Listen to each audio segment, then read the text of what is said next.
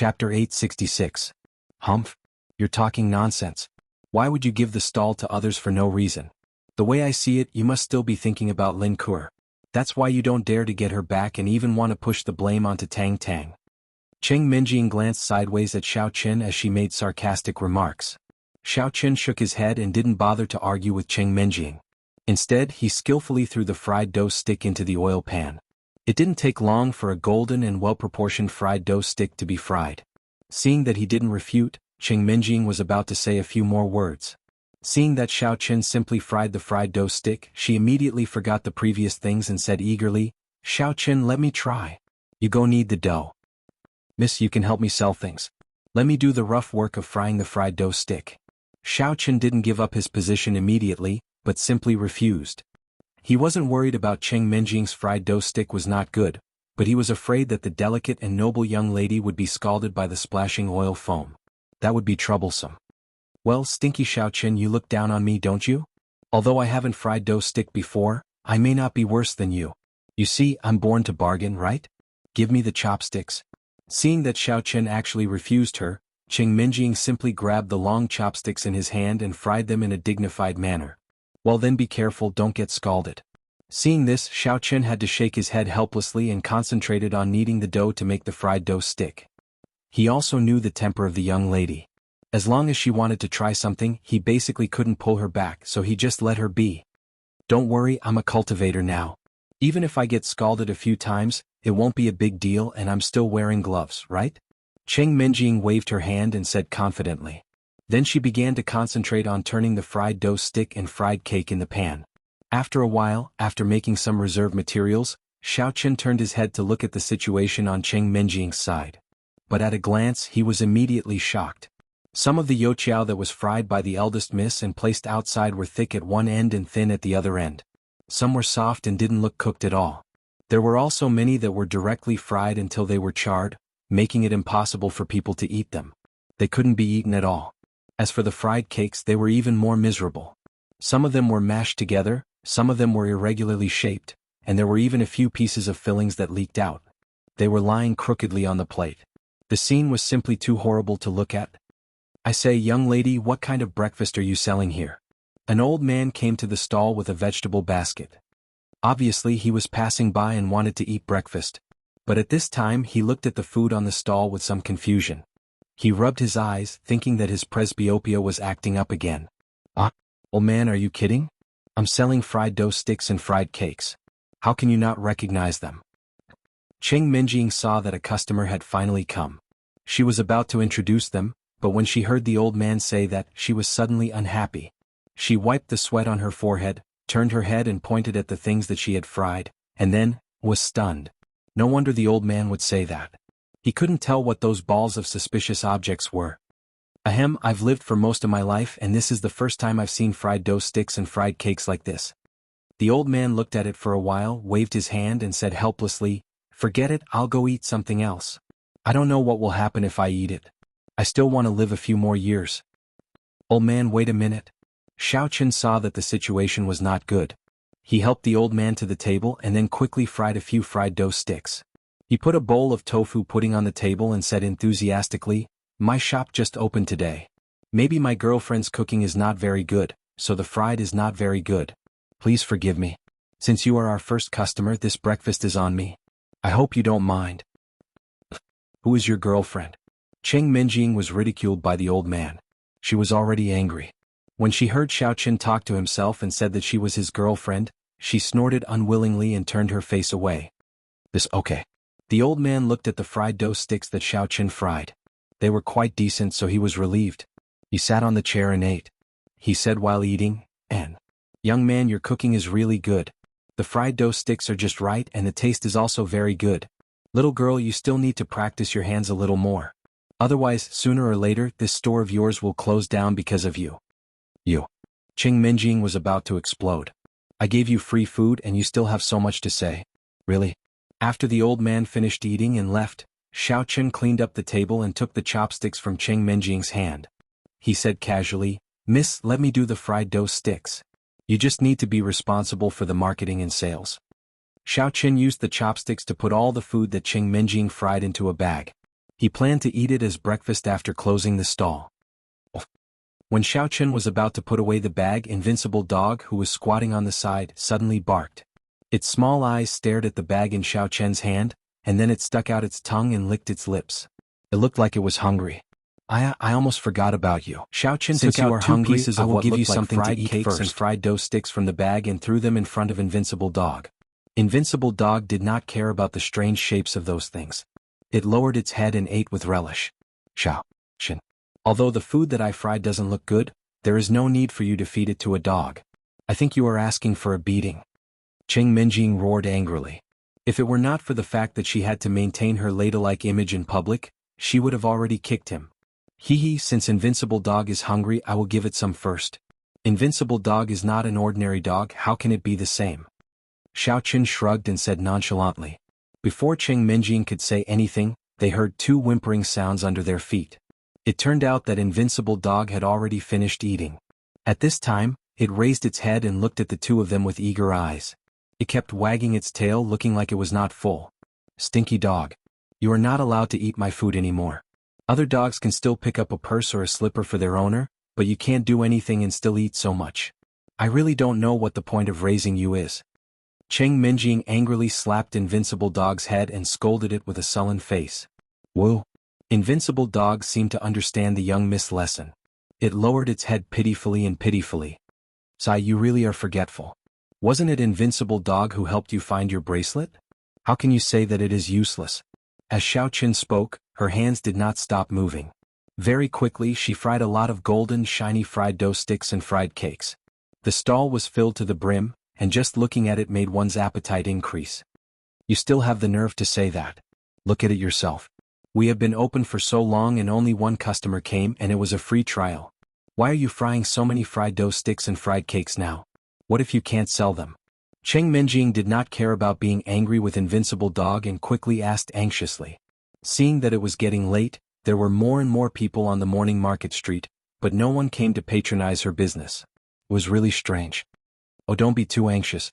Someone will come in a while. Xiao Chen did not care and continued to lower her head to busy herself with the work in her hands. Although Cheng Minjing saw it and was anxious in her heart, there was nothing she could do at the moment. How could she advertise for business? She could only stand there stupidly and watch the crowd come and go. Her fingers kept rubbing her clothes and her eyes kept rolling. No one knew what she was thinking.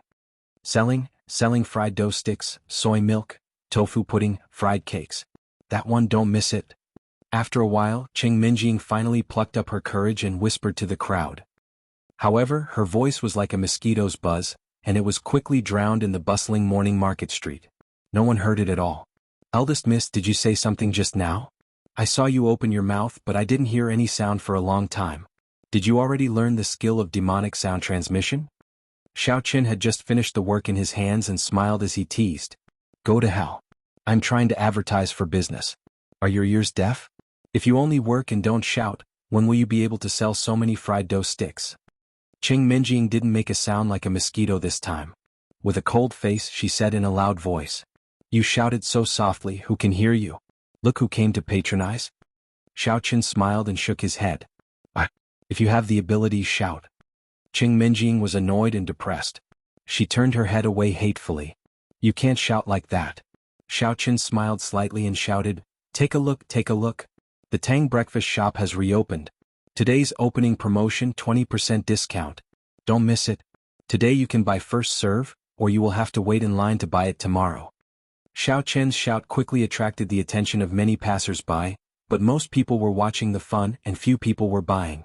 Many people in the morning market had eaten the youtiao sold by Xiao Chen, so they had a very deep impression of it.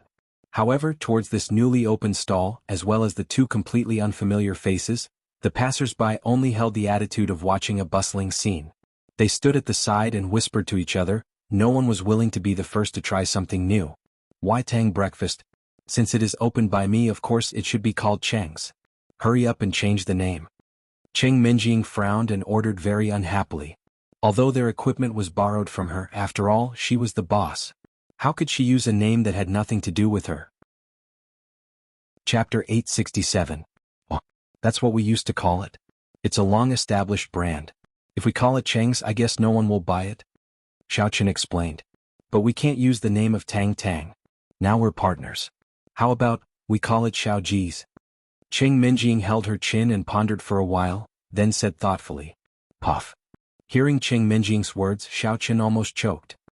He blushed and choked for a long time before he said, Miss, can't you talk nicely? Just call it Xiao Ji's. Don't use the word bar together. It's easy to misunderstand, okay? What do you mean? Misunderstand what? Cheng Minjing had no idea what Xiao Chen was talking about. She was confused and repeated Xiao Ji's bar several times. Then she realized something was wrong. She couldn't help but spit with a red face. Bah. I know you can't say anything good with your stupid mouth.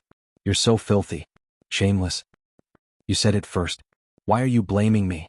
Xiao Chen was speechless. He touched his nose and muttered. I don't care. It's your fault anyway. Also, the name of our store is Cheng's. No more changes. Cheng Minjing put her hands on her hips and said firmly. Stop it. It's called Tang's because the old lady in the grocery store is surnamed Tang. This stall used to be hers. We're just borrowing it. Xiao Chen said. Oh, I see. Okay then. Cheng Minjing didn't say anything. She just didn't want to have anything to do with Tang Tang. If it was the old lady's name, she wouldn't mind. As long as she could control the money earned from selling breakfast, it didn't matter what name it was. The Tang Breakfast Shop is reopening for business, 20% off for today's opening. Seeing that Cheng Minjing finally didn't object, Xiao Chen hurriedly shouted a few more times. More and more people stopped in the surroundings and people started to gradually approach his stall. Tang's breakfast store? I've never heard of it before. What reloading business? Could it be a scam? I think he must be bragging. The newcomers on this street all know how to brag, but in reality they're probably not that great. I remember there used to be a fried dough stick shop at the end of the morning market. It was delicious, but it moved away. The onlookers looked at Xiao Chen's fried dough sticks and whispered to each other. Although they were close, most of them were just onlookers. No one was willing to take the initiative to buy it, which made Cheng Minjing anxious. At this time, a middle-aged woman squeezed in and murmured thoughtfully, Huh? The Tang Empire? Isn't that the noodle stall in front? But this boss looks unfamiliar. Seems to be someone else? I wonder how he's doing. Don't guess blindly. This stall's noodle is really good. I've personally tasted it just now. It's not worse than the previous noodle stall. You can rest assured and buy it. Outside the crowd, an old voice sounded. Cheng Minjing looked up and saw that it was the old man who had come to taste the food. The basket in his hand that was originally empty was now filled to the brim. It seemed that he had come back from buying groceries and was passing by, so he helped to put in a good word for her. Since this old man said so, then let's buy some to try. Anyway, it's just breakfast. It doesn't cost much. The middle-aged woman said casually. Then she walked a few steps to Xiao Chen's stall, bought 2 fried dough sticks and a bowl of soy milk and sat on the side. After taking a bite, the middle-aged woman's face showed a satisfied smile. She nodded heavily and said, Yes, this is the taste. It can't be wrong. It's really delicious. When everyone saw that the middle-aged woman was eating with relish, as if it was very delicious, they were finally a little tempted. They all came forward to buy it. The youtiao and fried cakes that Xiao Chen had just fried were quickly sold out. After everyone ate it, they also praised it. They shouted that it was delicious and fought to buy a second portion. However, at this time they couldn't buy it directly because many people didn't get it the first time. There was already a long line, so they could only line up at the back. Xiao Chen was busy again. He kept frying the fried dough sticks and fried cakes in the pan. Cheng Minjing was responsible for weighing the fried dough sticks and collecting money for the customers. Both of them were very busy. Once they were busy, time passed quickly. In the blink of an eye, it was already past 8 in the morning. Because the business was very good, all the breakfast that Xiao Chen made had been sold out. There was not much left of the materials that he prepared yesterday, but he still left a little dough like before. He planned to give it to the old woman in the grocery store when he went back. Cheng Minjing carefully counted the income on the side. This was the first time she made money with her own ability. Although the money she earned was less than the fraction of her usual pocket money, and her whole face was greasy and her body was wet with sweat, her mood was very carefree. There was a different sense of satisfaction. Hey, who allowed you to set up a stall here? When the two finished cleaning up and were preparing to close the stall, 2 guys in security uniforms suddenly walked over from a distance and stopped in front of the 2 people. One of them, a thin man with squinting eyes, crossed his arms and asked with a fierce face, Do you have a stall permit? Have you paid the protection fee? What protection fee? What's the permit for setting up a stall? Cheng Menjing was shocked by the sudden appearance of the person and was stunned. What protection fee? All the stalls in the morning market are bought out. Why haven't I heard of any stall permit? Are you from the market management office? Xiao Qin frowned and asked. When he and Tang Tang set up a stall before, he didn't hear that there was a charge. What's going on? Yo, you're quite arrogant, kid. The thin man with squinting eyes glared and took out a rubber stick from behind him. He knocked on the stall heavily and said fiercely, "Cut the crap. Let me tell you. If you want to set up a stall in the morning market, you have to pay a protection fee of 1,000 yuan. If you don't have a stall permit, you have to pay a fine of 1,000 yuan. If you want to continue to fool around here, hurry up and pay." So, Xiaoqin, is that true? Cheng Menjing didn't understand these things. They hadn't made any money yet, and now they had to pay a fine of 2,000 yuan. What should they do? Don't mind these two psychopaths. They are just bored, so they come to the morning market to scam money. As soon as the rubber stick came out, Xiaoqin understood that these two men were punks. He didn't know where they found two security uniforms and wore them to scam people. These tricks could bully those new and ignorant stalls and hawkers, but they didn't work on Xiaoqin at all. Motherf *Cur, you're tired of living, aren't you? How dare you challenge me? I think you're asking for a beating. Let's see if you're honest or not. Seeing that Xiaoqin wasn't intimidated, the other tall and burly man immediately glared at him. He grabbed Xiaoqin's collar and swung his fist, which was the size of an earthenware bowl, towards his face. Crack. The sound of bones breaking was accompanied by a scream. The thin man with squinting eyes said proudly, "You're so cocky. Now you know fear." He stared dumbfoundedly at Xiaoqin, only to see that Xiaoqin was standing unscathed, while the tall man was hugging his arm and screaming miserably. His entire fist had already been deformed. Ow, ow. The tall man squatted on the ground in pain, sweating non-stop. The thin man with squinting eyes was stunned. He didn't see what happened just now. Wasn't Xiaoqin the one who was beaten? Why was it the other way around? After a while, the thin man with squinting eyes reacted. He pointed at Xiaoqin and scolded, "You dare to provoke us. Don't leave if you have guts. Just you wait." The thin man with squinting eyes said ruthlessly. He helped the tall man up and prepared to leave. Stop. Before he could take a few steps, Xiaoqin directly rushed over and grabbed the neck of the thin man with squinting eyes. He grabbed the collar of the tall man and dragged both of them back. Cough. What else do you want? The thin man with squinting eyes was choked until his face turned red. He couldn't breathe. Xiaoqin pointed to the gap on the table and said slowly, "You broke my things and you want to slip away? Stop pretending to be a dead dog. Hurry up and pay up." The thin man with squinting eyes was suddenly dumbfounded. He stuttered to explain, I didn't break it. I'm using a rubber stick. How could I break a wooden table?" "You're blackmailing me." He was regretting it. He didn't expect the Youqiao seller to be a martial artist. Not only was he more arrogant than him, but his strength was also not small. He couldn't break free even if he wanted to. It was really a case of trying to hit a goose but getting pecked in the eye by the goose. "Don't say those useless things. Anyway, I saw you break it and then the case collapsed." "What? Do you still want to deny it? Why don't we go to the corner and talk about it?" Xiaoqin used his strength and increased the strength of his fingers. The thin man with squinting eyes rolled his eyes. "Go. I'll pay up. Hero, spare my life." The thin man with squinting eyes' face had turned purple. He struggled to breathe heavily. "And at least you know what's good for you." Xiaoqin let go of his fingers and said lightly, "Since you sincerely want compensation, I won't ask for more from you. How about this? The cost of the case is 1,000 yuan, plus another 1,000 yuan for lost work. You just have to pay me 3,000 yuan. Isn't 2,000 yuan added up?" "Oh."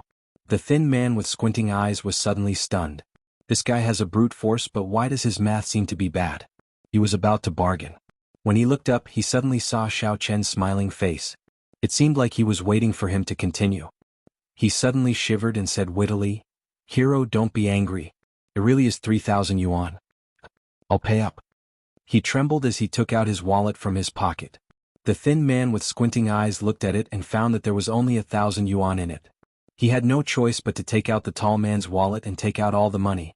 He didn't bother to count it and handed it all to Xiaoqin. Chapter 868. That's more like it. Xiaoqin took the money and counted it. He realized that he still lacked 500 yen, but it seems that the two of them really didn't have any money on them. Thus, he waved his hand in annoyance. Tomorrow we'll do the same time.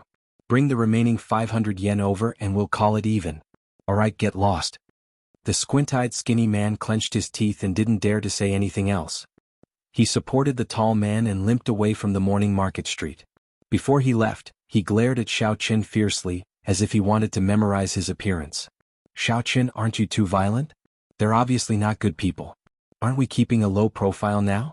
What if they come looking for trouble every few days? Cheng Menjing was a little worried as she reprimanded with her brows knitted. It's only the first day of their business, and they've already attracted such trouble. If they come to disturb them every few days, then would they still be able to open their business? It's fine. These people need to be disciplined. If they dare to come again, I'll beat them up. Xiao Qin casually replied, it's not a loss to keep a low profile. If you give them money, then it'll be troublesome if someone comes tomorrow. Look at how I beat up Lu Jinming and kicked Chao Yuliang when I set up my stall in the past. Who would dare to come again? Lad, you're in big trouble now. It's better for you to hide for a few days. They will definitely not let this matter go. A stall owner couldn't stand it anymore and reminded, Uncle, there's no one charging fees in the morning market. At most, there's some hoodlums. So where did those two come from? Could they be pretending to be managers? I remember that there weren't any security guards in the morning market in the past. Xiao Qin asked in puzzlement. He had been setting up his stall in the morning market for so long, but he had never seen any security guards patrolling. Could it be that they're new? It seems that you haven't been here for a long time, right?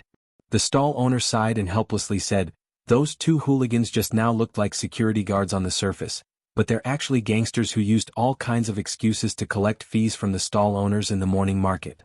Xiao Chen's face darkened. The stall owner shook his head and continued, if anyone doesn't pay, hooligans will immediately come looking for trouble. They will either smash the stall or drive away the customers. Everyone will choose to pay in order to make a living. Xiao Chen, how about we stay at home for 2 days? Anyway, I've earned enough today to live on for a while, so there's no need to clash with those people. I'm counting on this stall to make money in the future. Cheng Menjing's face was a little pale as she hesitated. After listening to the stall owner, she could not help but feel a little afraid. She was not afraid of those hooligans, but now that she and Xiao Chen were being chased by the Kuei Mountain sect, it would be troublesome if their identities were exposed. Missy, you're too timid. They're just hooligans and you're a first-layer devil master cultivator.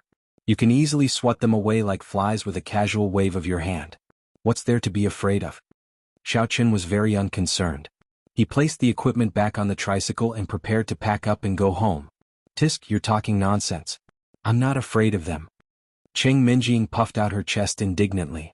Suddenly thinking of something, she stretched out her hand and said, that's right, hurry up and give me the compensation money that you just stole from someone. Don't even think about hiding a secret stash of money on you. Who knows if you'll use it to pick up girls, humph. Sure, take it. Xiao Chen readily took out the money. Anyway, apart from selling breakfast together, the two of them also lived together, so it did not make much of a difference who was in charge of the accounts. Cheng Menjing carefully hid the money in her breast pocket and felt it. After confirming that it was safe, she was finally satisfied. Xiao Chen's eyes also subconsciously glanced at Missy's slightly bulging chest. He coughed twice and patted the back seat of the tricycle. Come on, we'll leave the things at the grocery store as soon as possible. Then we'll go to the business office and apply for a broadband. Once the Wi-Fi is installed, you won't be so bored anymore.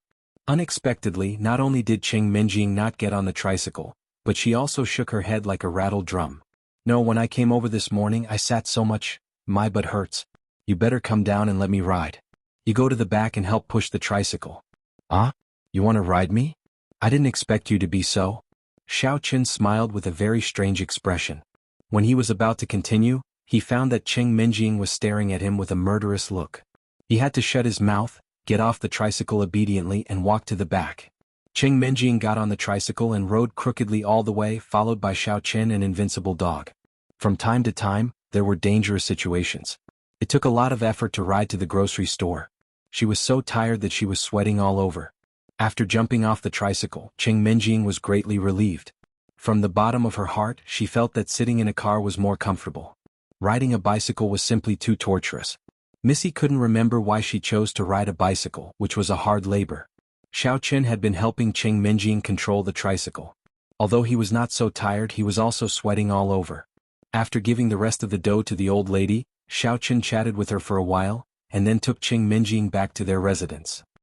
Originally he wanted to go directly to the business office to apply for broadband, but considering that both of them were sweaty and sticky, it was really uncomfortable. He decided to go back and take a shower first. Xiaoqun, what do you think we should do in the future? We can't always sell fried dough sticks in the morning market, right? On the way home, Qing Minjing felt a little confused and murmured, "No way? It's only the first day and you can't hold on anymore? Why don't you stay at home tomorrow? I can handle it by myself." Xiaoqun shrugged. He was quite used to this kind of life. Didn't he live like this before? He even planned to open a breakfast chain in the future. I didn't mean that. I mean, we can't always hide like this, right? Every day we are always on tenterhooks, always afraid of being recognized by the Quishan sect. When I was selling breakfast just now, I also looked around. I feel like I'm going crazy. Qing Minjing pouted and complained. I didn't think so much. I just hope that Ma Peizhe won't do something desperate and cause trouble for the Xiao family and the Qing family. Otherwise, I can only bite the bullet and fight him. Xiaoqun shook his head, feeling very helpless. Sigh. Qing Minjing sighed and didn't know what to say for a moment. This matter was like a dead end. No matter who made the first move, it would cause unpredictable consequences. Just as Miss and Xiaoqun were having a headache, Ma Peizhe was also very annoyed and scratching his head. He knew that if he went to cause trouble for the Xiao family or the Qing family, he could immediately lure Xiaoqun out, but he didn't dare to do so. Although the pain of losing his son made Ma Peizhe hate Xiaoqun to the bone, he was not a fool. Previously he exposed his strength to chase after Xiaoqun, which was already considered very impressive. At this time, people in and out of the martial arts world were probably discussing countermeasures and thinking of ways to deal with him. Therefore, after Ma Peizhe woke up, he had been very cautious. No matter what he did, he was careful and kept a low profile. He was afraid that other sects would use him as a target and take the opportunity to impeach him. Although he could escape with his strength, he would definitely implicate the Quishan sect and even Awakening Heaven sect. If things really got out of hand, no one could protect him at that time. Even if he hid at the ends of the earth, he would be easily found by people in and out of the martial arts world. Then what awaited him was only death. At this time, Ma Peizhe was sitting in the villa by the Lidhua River, smoking gloomily. He had received news from his disciple saying that he had found out that Xiaoqun and Qing Minjing had fled back to the villa in Songning City, so he rushed over as soon as possible. In the end, when he arrived, it was empty. There was no one in the villa. The clues were cut off here, and Ma Wuqian had a headache again. Although he did not attend the meeting at Awakening Heaven sect, Sidu Qiqian had called him after the meeting. Although he was furious and scolded him, he was not in a hurry to summon him back. Instead, he warned him to keep a low profile outside. Ma Peizhe couldn't figure out Sidu Qiqian's intentions, but he knew the leader's character too well. Sidu Qiqian was a narrow-minded person who couldn't tolerate the failure of his subordinates, but he was willing to indulge Ma Peizhe to stay a few more days, so Ma Peizhe was a little puzzled and couldn't understand. But in any case, Ma Peizhe knew that he definitely couldn't stay in the secular world for long, so he had to get rid of Xiaoqun as soon as possible and then take the initiative to return to Awakening Heaven sect to admit his guilt. Ma Peizhe pinched the cigarette butt and stomped his feet. After looking around, he was ready to leave the villa. But as soon as he walked out of the door, he saw an old woman pushing a garbage truck outside the door. That pair of narrowed eyes kept staring at him, and there seemed to be a sense of mockery in her eyes. "Old fart, why don't you look at your mother? Believe it or not, I will dig out your eyeballs and feed them to the dogs." Ma Peizhe was a little upset, and at this time, he directly flew into a rage, pointing at the old woman and scolding. This old thing had been here since he entered the door just now. As a result, he came out and this guy was still here. He even looked at him with that kind of eyes. He didn't know what it meant. "You." The old woman suddenly flew into a rage and was about to explode on the spot, but she quickly calmed down, seeming to have some scruples about Ma Peizhe. She rolled her eyes and said indifferently, "Hee hee, you mean you're a woman? F***ck.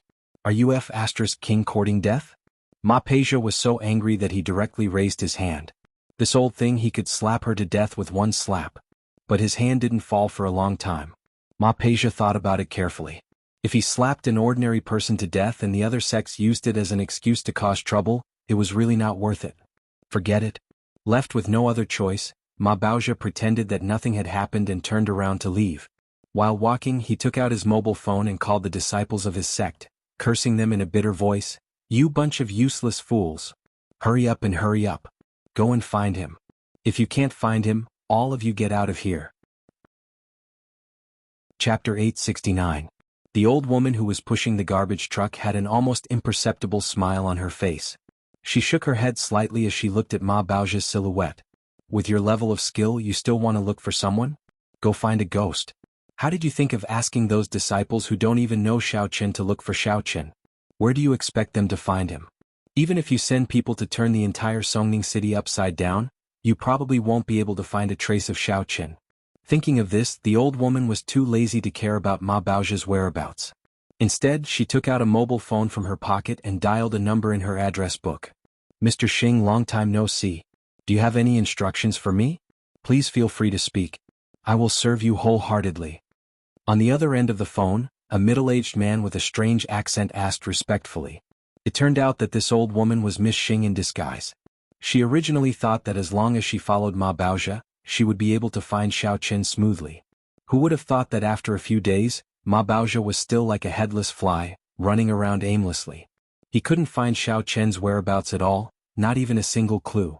Yorishima Kikuo, immediately send me a copy of Xiao Qin's information.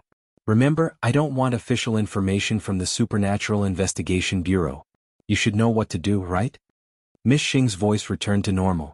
She was no longer old but ordered coldly. Her tone had regained its usual arrogance. Okay, no problem. I will ask Ling Qianxue to send the information to you. May I know your location? Yorishima Kikuo agreed immediately. This order was not difficult for him at all. After all, he was from the secular world and had done a thorough investigation on Xiao Qin. So, Yorishima Kikuo already had all the information on Xiao Qin in the secular world. He could take it out at any time. I am at Songning City's Qianhua Waterfront Villa District, Block XX. Ask her to find me directly. That's all. Miss Xing said simply, hung up the phone, threw away the garbage truck, and hid in Xiao Qin's villa. She removed the disguise of an old woman, but still dressed as a man. She sat on the sofa and waited. Not long after, Ling Qianxue drove the car to the villa. After seeing young Master Xing, she handed over the information to him and was in no hurry to leave. She quietly stood at the side, waiting for new instructions. Yukio Yashima had already instructed her to cooperate with young noble Xing as long as he needed it. Little girl Xing opened the document and read it carefully. The information was very detailed. It started from the time Xiao Qin was kicked out of the Xiao family and became an abandoned good-for-nothing, all the way until he became the deputy director of the Supernatural Investigation Bureau.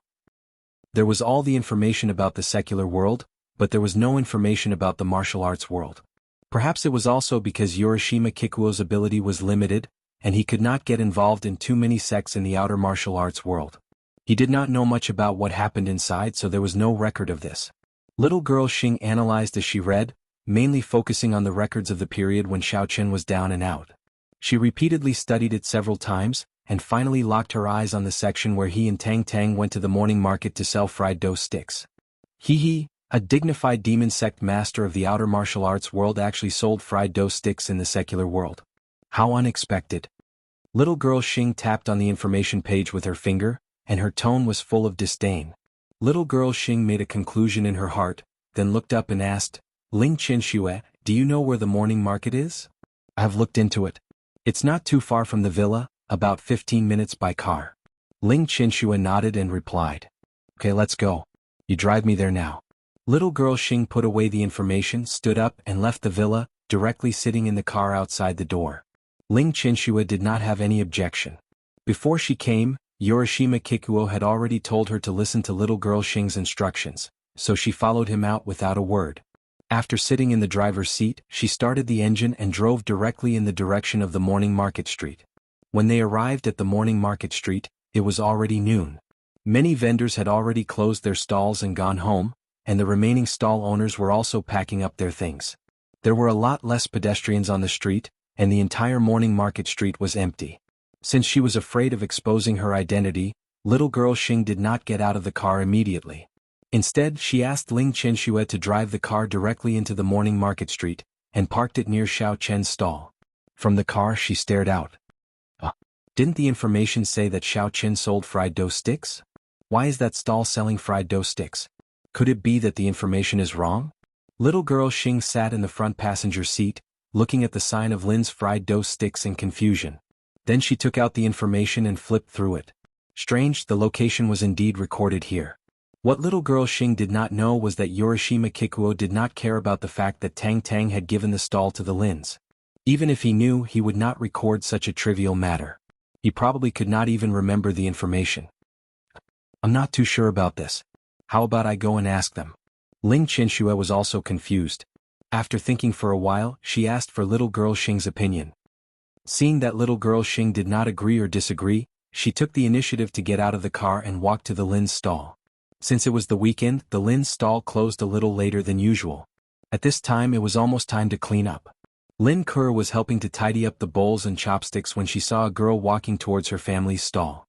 She hurriedly walked up to her apologetically and said, I'm sorry, we have already closed up. If you want to eat beef plate noodles, you can come back tomorrow morning. Stupid girl. What nonsense are you talking about?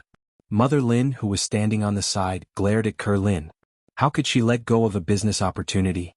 Mother Lin pulled Ke Lin over and greeted her enthusiastically. Little girl, please sit for a while. I'll cook a bowl of fried dough sticks for you right away. It'll be quick. Oh, sorry to trouble you. Since Ling Qianxue was here to ask for information, she did not refuse. She found a place to sit down and waited for a while. Then she pretended to ask casually, Auntie, I remember that there used to be a stall selling fried dough sticks here. It should have been opened by a man and a woman. Why are they changing now? Did they move away? Yes, they moved away a few months ago. Since my daughter is their classmate and they have a good relationship, they let us have the stall. Mother Lin did not care. She skillfully cooked the dough sticks and answered casually. Ling Qianxue suddenly realized. Wasn't this Lin's fried dough sticks opened by Ke Lin's family? Although there was no information about this stall in Xiao Chen's information, it was mentioned that Xiao Chen used to pursue Ke Lin when he was in school. Also, when he sold fried dough sticks in the morning market, he would help the Lin family's business from time to time. I'm sorry. I suddenly don't want to eat the noodles. I'll leave the money here. Keep the change. After Ling Qianxue understood the ins and outs of the matter, she couldn't wait to stand up. She put the money on the table and turned to walk in the direction of her car. Anyway, her real purpose was not to eat the noodles. Since she had already found the information she wanted, there was no need to stay any longer. What's wrong with you? I can pack it for you. Mother Lin had just served the noodles and was stunned when she heard Ling Qianxue's words. When she came back to her senses, there was no trace of Ling Qianxue. Looking at the brand new red banknote on the table, Mother Lin immediately panicked. She quickly said to Ke Lin, Why are you still standing there like a fool? You just watched her leave and didn't know how to stop her. Hurry up and see if that banknote is fake. Ke Lin blinked her eyes and obediently picked up the banknote on the table. She carefully looked at it a few times and then said, This money is real. There's no problem. Are you serious? Let me see. Mother Lin didn't quite believe it. She wiped her hands on her apron and took the banknote and looked at it for a long time under the sun. Only then did she confirm that it was real. She let out a sigh of relief and said, It's good that it's real. Since that little girl doesn't want to eat, then let's keep this bowl of noodles for lunch. As she spoke, Mother Lin quickly put away the money. She had earned 100 yuan today, which made her very happy. Ke Lin didn't answer, but looked in the direction where Ling Qianxue had disappeared. She didn't care too much about whether the banknote was real or fake. Instead, she was wondering why such a beautiful girl would come to inquire about Xiao Chen and Tang Tang's stall. Could it be that there was some conflict between them? Or was she an ex-girlfriend who was dumped by Xiao Chen and came to take revenge? She didn't realize that every time she encountered something about Xiao Chen, her imagination would run wild. Ling Qianxue returned to the car and briefly reported the situation to Miss Xing. Miss Xing didn't give up on this clue after hearing it. Instead, she lowered her head and thought, since Xiao Chen had given the stall to Ke Lin's family, then the stall where the Lin family used to be should be empty. So, could it be? Thinking of this, Miss Xing immediately flipped through the information and found the address of the Lin family's stall. She immediately asked Ling Qianxue to start the car and drive to the Lin family's stall. As expected, before the car stopped, the sharp-eyed Miss Xing found a small piece of youtiao on the ground not far away. It seemed to be leftovers and probably hadn't been cleaned by the cleaners yet. Seeing this scene, Miss Xing immediately knew what was going on. But to be safe, she still got out of the car and asked a lot of nearby stalls and customers. There was indeed a man and a woman who had opened a new youtiao stall here, and it had just opened not long ago. After Miss Xing got the accurate answer, she immediately came up with a plan. After discussing it with Ling Qianxue, the two of them began to implement it separately and went about their own business. A few days later, the reputation of Tang's breakfast shop grew in the morning market street. Every day there would be a long line. The crowd spread the news by word of mouth, and it soon reached the ears of Lin. Chapter 870. After hearing that, Lin was very curious. She wondered if Xiao Chen and Tang Tang came back to sell breakfast again. So she found a little free time and rushed over excitedly. When she arrived at the place, Lin took a closer look and found that although the stall was also selling fried dough sticks and fried cakes, the man and the woman were very strange. She didn't know them at all. Disappointed, Lin was about to leave. Suddenly, the corner of her eyes caught the equipment of the stall. It seemed a little familiar. Why did it look like it was used by Xiao Chen before? Excuse me, is your Tang's breakfast shop newly opened? I don't think I've seen it before. Lin hesitated for a moment, but still plucked up her courage and went forward to ask. Yes, we just opened a few days ago. Xiao Chen answered casually. Suddenly he felt that the voice was a little familiar. He looked up subconsciously and was stunned. Lin? Why is she here? For Lin, this simple and kind little girl, Xiao Chen's heart had always been very complicated. He didn't know how to position himself. It was true that he liked her a little, but it was estimated that there would be no development between them. After all, there was no more intersection in life. Xiao Chen could only help her family as much as possible. Oh, my house used to be at the place where you are now, so I'm sorry, I just found your equipment a little familiar, so I wanted to ask if these things were given to you by Xiao Chen? Do you know where he and sister Tang Tang are? Lin didn't know that Xiao Chen had recognized her. She hesitated for a long time and asked cautiously. Oh, they seem to have left Songning City after they transferred the stall to me. I'm not too sure where exactly they went. Why don't you call them and ask? Xiao Chen could only find a perfunctory excuse to brush her off. He couldn't protect himself now, so it was better not to let Lin know the truth. He didn't know what had happened when this little girl suddenly came to find him. Could it be that her family's shop was threatened by hooligans again? I called them, but their phones were turned off. I couldn't get in touch with them. Lin shook her head in disappointment. Although she didn't have a cell phone, she always remembered Xiao Chen and Tang Tang's phone numbers. She had already tried to contact him a few times, but his phone was always turned off.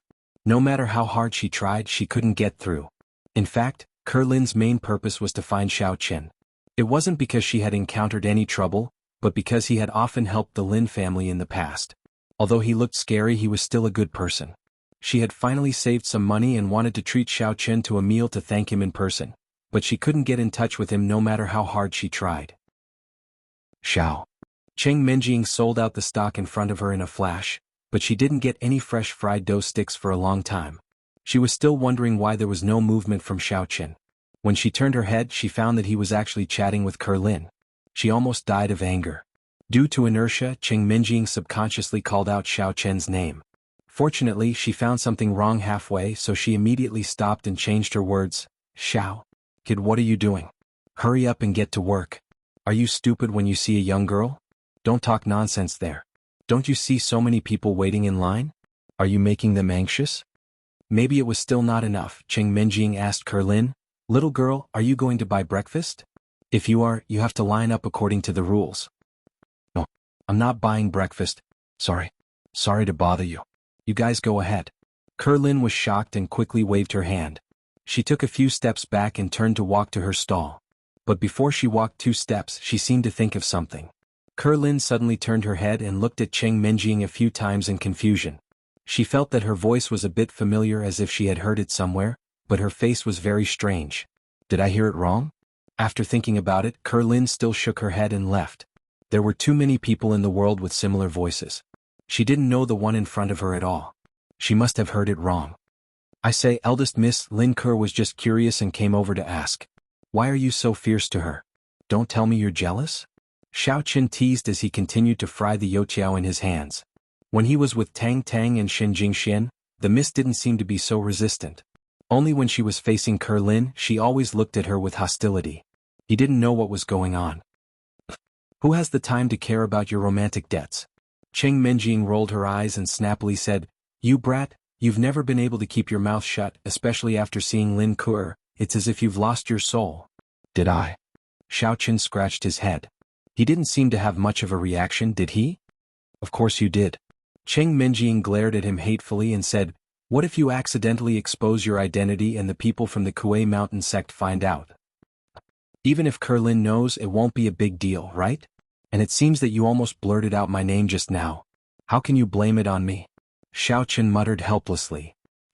I saw that you were just chatting and not doing business, so I blurted it out in a hurry. Now you're blaming me? Cheng Minjing quibbled, then frowned and said, but we really should be careful or else we'll accidentally spill it. How about, we give ourselves a fake name? From now on, when we set up our stall, we'll call each other by their fake names. Okay, what name do you want? Xiao Chen didn't mind and asked casually. Let me think. Alright. I'll call you Lily and you call me Yao Yao. Eh. It's decided. Cheng Minjing thought for a while and gave the answer, nodding heavily with a satisfied expression. What, Lily and Yao Yao? Where did you find such weird names? It doesn't sound good at all. Xiao Chen smiled bitterly, but he didn't strongly object. It was just a code name anyway. If the miss liked to call them that, then let her be. It's the main characters in School Bell's adjunct, Lin Yi and Chu Mengyao. It's a popular drama on IQIYI recently, haven't you seen it? You're simply too old-fashioned. Hurry up and tutor yourself or else we won't have anything in common. Cheng Minjing glanced at Xiao Chen with disgust and reprimanded him. Okay, I'll go check it out when I have time. Xiao Chen replied casually, but he was pondering in his heart. Why did those two hooligans wearing security uniforms disappear without a trace in the past few days? Logically speaking, according to their attitude last time, they should immediately bring people to find trouble. He was still waiting for them to send money, he was so poor recently. A few days ago, Xiao Chen installed broadband and Wi-Fi in his house, and bought necessary appliances such as a washing machine and a refrigerator. The 2,000 yuan had long been spent. Now, although the income from selling breakfast every day was 1 to 200 yuan, it was only enough to maintain the living expenses of the two people. They didn't have much money on hand at all. However, what Xiao Chen didn't know was that the two punks actually came to the morning market every day, extorting money everywhere, but every time they avoided his stall and went to find trouble with other people. The two of them didn't dare to take the initiative to provoke Xiao Chen. Anyway, there wasn't much in the morning market, but there were a lot of stalls, and it was enough even if the two of them casually collected money. Mother Ker, we were too unlucky that day. Not only did we not receive a single cent, but we also lost a few thousand for no reason. These days, no matter how much money we collect, we can't make up for it.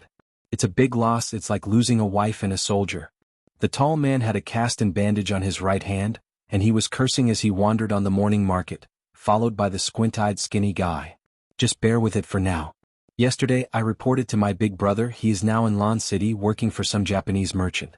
He already knows about this situation, and he said that he will bring a few experts back in a few days to stand up for us. When that time comes, we can hold our heads high. The squint-eyed skinny guy said in a muffled voice as he looked at the surrounding stalls threateningly. The squint-eyed skinny guy was also very depressed, but the other party's strength was there for all to see. No matter how arrogant he was, there was nothing he could do if he couldn't beat him. Quick, look, that stall seems to be newly opened, it looks quite unfamiliar. The tall man suddenly pointed at a stall not far away and shouted in joy. The squint-eyed skinny guy looked over and sure enough, he saw a young couple with a stall, running a business selling pancakes and meat buns. However, the couple didn't seem to be interested in the business in front of them, and they didn't seem to be greeting customers. Instead, they kept whispering to each other as if they were discussing something, and from time to time, they would look at another stall. Oh ho, that girl looks quite good. The squint-eyed skinny guy's eyes lit up, and he subconsciously licked his lips.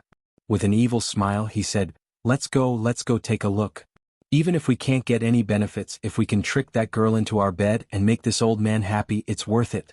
The two's eyes emitted green light, and they swaggered to the stall.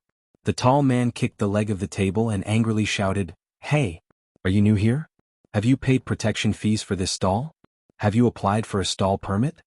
What protection fees, permit? Little Xing, who was disguised as a man, frowned, and looked at the two people in front of her. They didn't seem to have come with good intentions, so she didn't hold back and said, I don't know what you're talking about, I've never heard of a permit. If you don't want to die, then scram. It turned out that Little Xing and Ling Qianxue had just bought a stall at the morning market a few days ago, and the location was diagonally opposite Xiao Chen's stall, so that it would be easier to monitor. Little Xing even purposely put on makeup for Ling Qianxue, to ensure that she wouldn't be recognized by Xiao Chen. However, although the two were very strong when it came to doing morning work, they were instantly dumbfounded. They didn't know how to do it. Left with no other choice, Xing could only find the previous stall owner and hire him to work for them. Chapter 871. After the stall owner received the invitation, he felt a little baffled. He used to earn more than $3,000 selling breakfast. Now these two people bought his stall and still wanted him to make breakfast. They even gave him a salary of $3,000 a month. Wasn't this the same as setting up his own stall? Sure enough, people were stupid with money. However, the stall owner was also very smart. He didn't complain at all. Although those two people were a bit stupid, this was a great thing for him. He originally set up a stall with his wife to sell breakfast. Now that he could do it alone, his wife was free. This way he could do other work and earn more money. Why not? Little girl Xing didn't care about these things. Originally she was a little uncertain. Although that stall was indeed selling fried dough sticks, she didn't recognize the appearance of the young couple. What if they weren't Xiao Chen?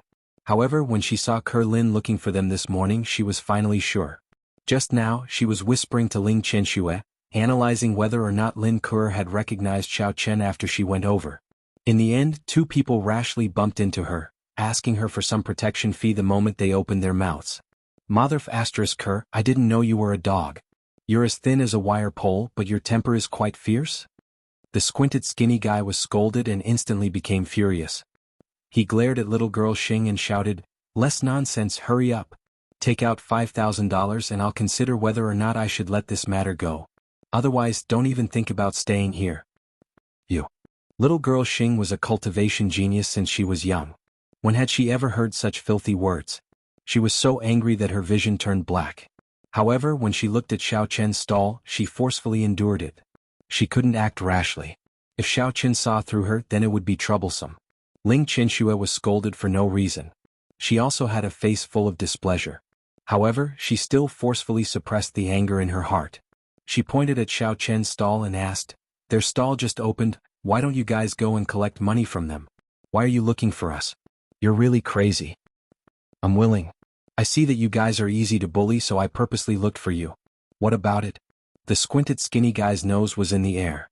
Seeing that the couple didn't dare to say anything, he was sure that they were afraid of trouble. He put on a fake smile and said, "How about this, little girl, you play with us for a few days. As long as you make us happy, then we'll write off the protection money." Ling Qianxue was stunned. She had never seen such a shameless person. Her heart was burning with anger, but for a moment her hands and feet couldn't react. She just stood there stupidly. Seeing that Ling Qianxue didn't have any reaction, the squinted skinny man was relieved. He reached out his hand wanting to take advantage of Ling Qianxue.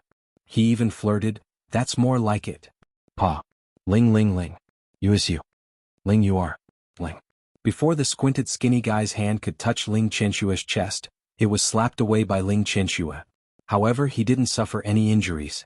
"Stinking brat, the two of us are courting your wife. That's because we think highly of you. Don't be so shameless." The tall man glared at him and shouted. Ling Qianxue didn't pay attention to him. She pushed him lightly because she was afraid that she would be too heavy-handed and kill him. After thinking for a while, she ordered Ling Qianxue, "Go teach these two a lesson. But don't be too harsh. Don't kill them. Just beat them until they are half dead." Normally, Ling Qianxue would be afraid of alarming Xiao Chen and definitely wouldn't say this. However, she saw that there was already a large group of customers waiting to buy breakfast in front of Xiao Chen's stall. It was so packed that not even a drop of water could trickle through. Presumably, they wouldn't have time to care about the situation here. Thus, they didn't have to worry about anything. Yes. At this time, Ling Qianxue had already come back to her senses. She had a belly full of anger.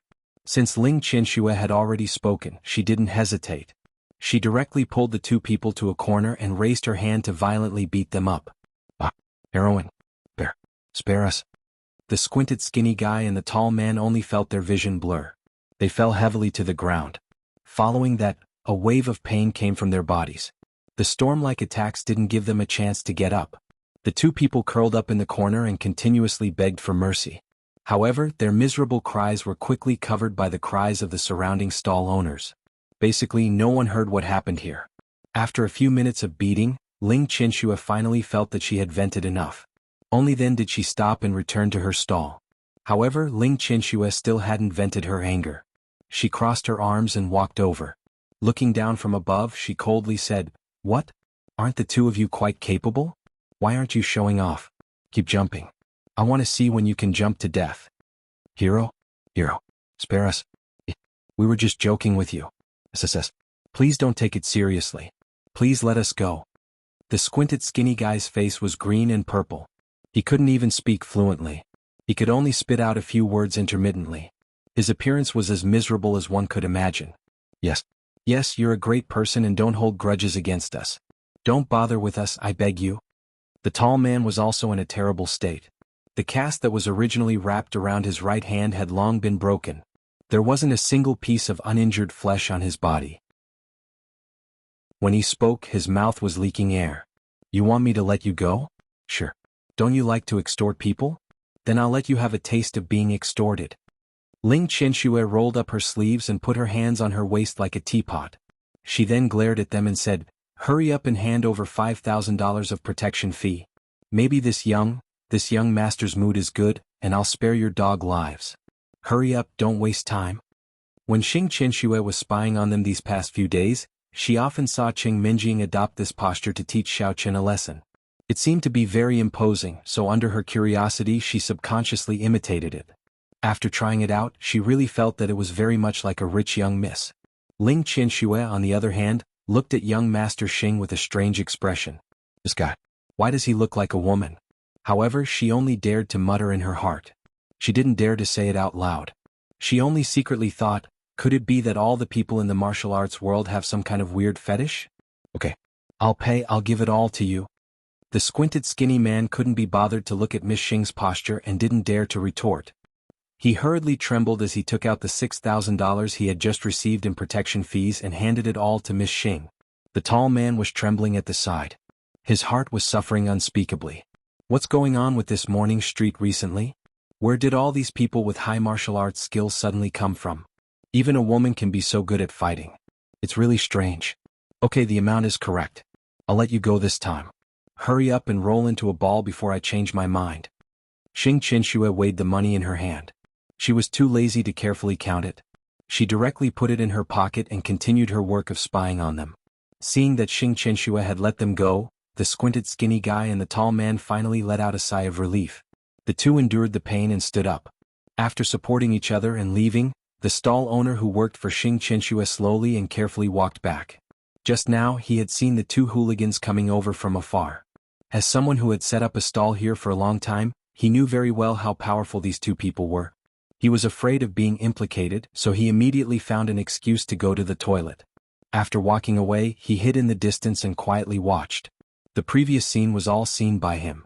The stall owner couldn't help but secretly click his tongue. I was wondering why they weren't afraid at all. So it turns out that they relied on this to make money. At first I thought that this couple was stupid. Now it seems that they were just hiding their strength. At this time, at the stall not far away, although Xiao Chen's subordinates were busy, he had already noticed the movement here. Just now when Ling Qianxue made her move, she unconsciously released a bit of a martial artist's aura. Xiao Chen acutely felt that the opposite corner of the wall was a bit strange, so he quietly released his divine sense to check, and immediately discovered an old acquaintance. Xiao Chen didn't know the others, but Xiao Chen was very familiar with the appearance of the ladyboy prince. Although this guy had makeup on, Xiao Chen immediately recognized him from his ladyboy demeanor. As for the other girl, she was probably her follower. Her strength was also at the martial master level. Looking at the situation, she had set up a stall over there. The two reckless hooligans provoked her and were currently being beaten up. However, although Xiao Chen had discovered the two of them, he didn't immediately expose them. Although he didn't know what Xing Chick was planning, as long as they didn't bother him, Xiao Chen was too lazy to pay attention to them for the time being. Because he used the ability of a cultivator to make breakfast, it didn't take long for Xiao Chen to make a lot of fried dough sticks and fried cakes. It was enough for Qing Minjing to sell for a while.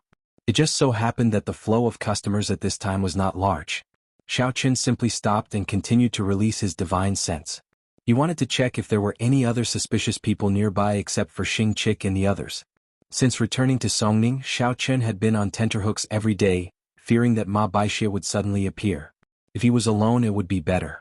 The problem was that Miss was still by his side, and her strength was not high. Therefore Xiao Qin still had to worry about whether she would be ambushed. Moreover, it was not very convenient for the two of them to escape. After probing with his divine sense, Xiao Qin realized that the battle on little Chick Xing's side had already ended. The two hooligans were walking back with their tails between their legs. Meanwhile, little Chick Xing was pretending to sell breakfast as if nothing had happened. Her eyes would occasionally glance over.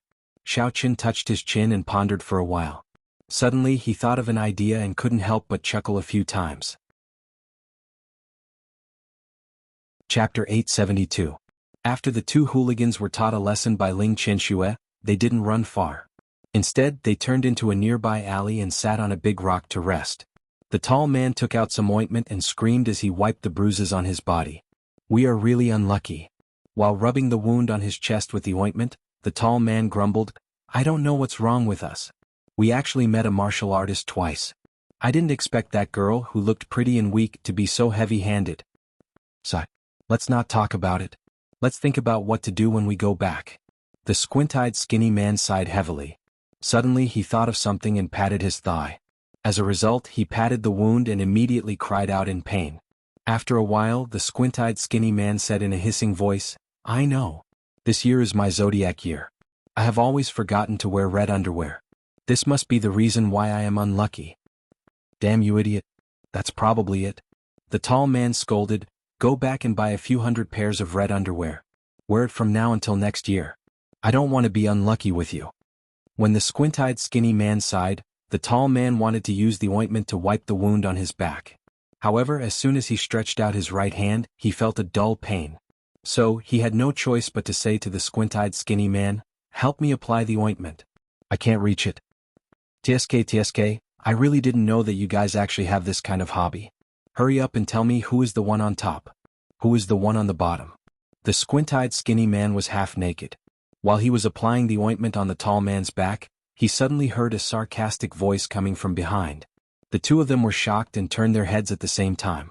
They were shocked to find that Xiao Qin was standing not far from the entrance of the alley, looking at them with a mocking face. The two of them were so scared that they almost peed their pants. Without even putting on their clothes, they directly jumped off the rock and wanted to escape. Hey, what the hell are you two doing? Why did you run away when you saw me? What's the matter? You don't want to pay your debts? Do you want to go back on your word?" How could Xiao Qin let them escape so easily? With a big stride he arrived behind them and grabbed both of their necks. One on each side, he lifted them up as if they were puppies.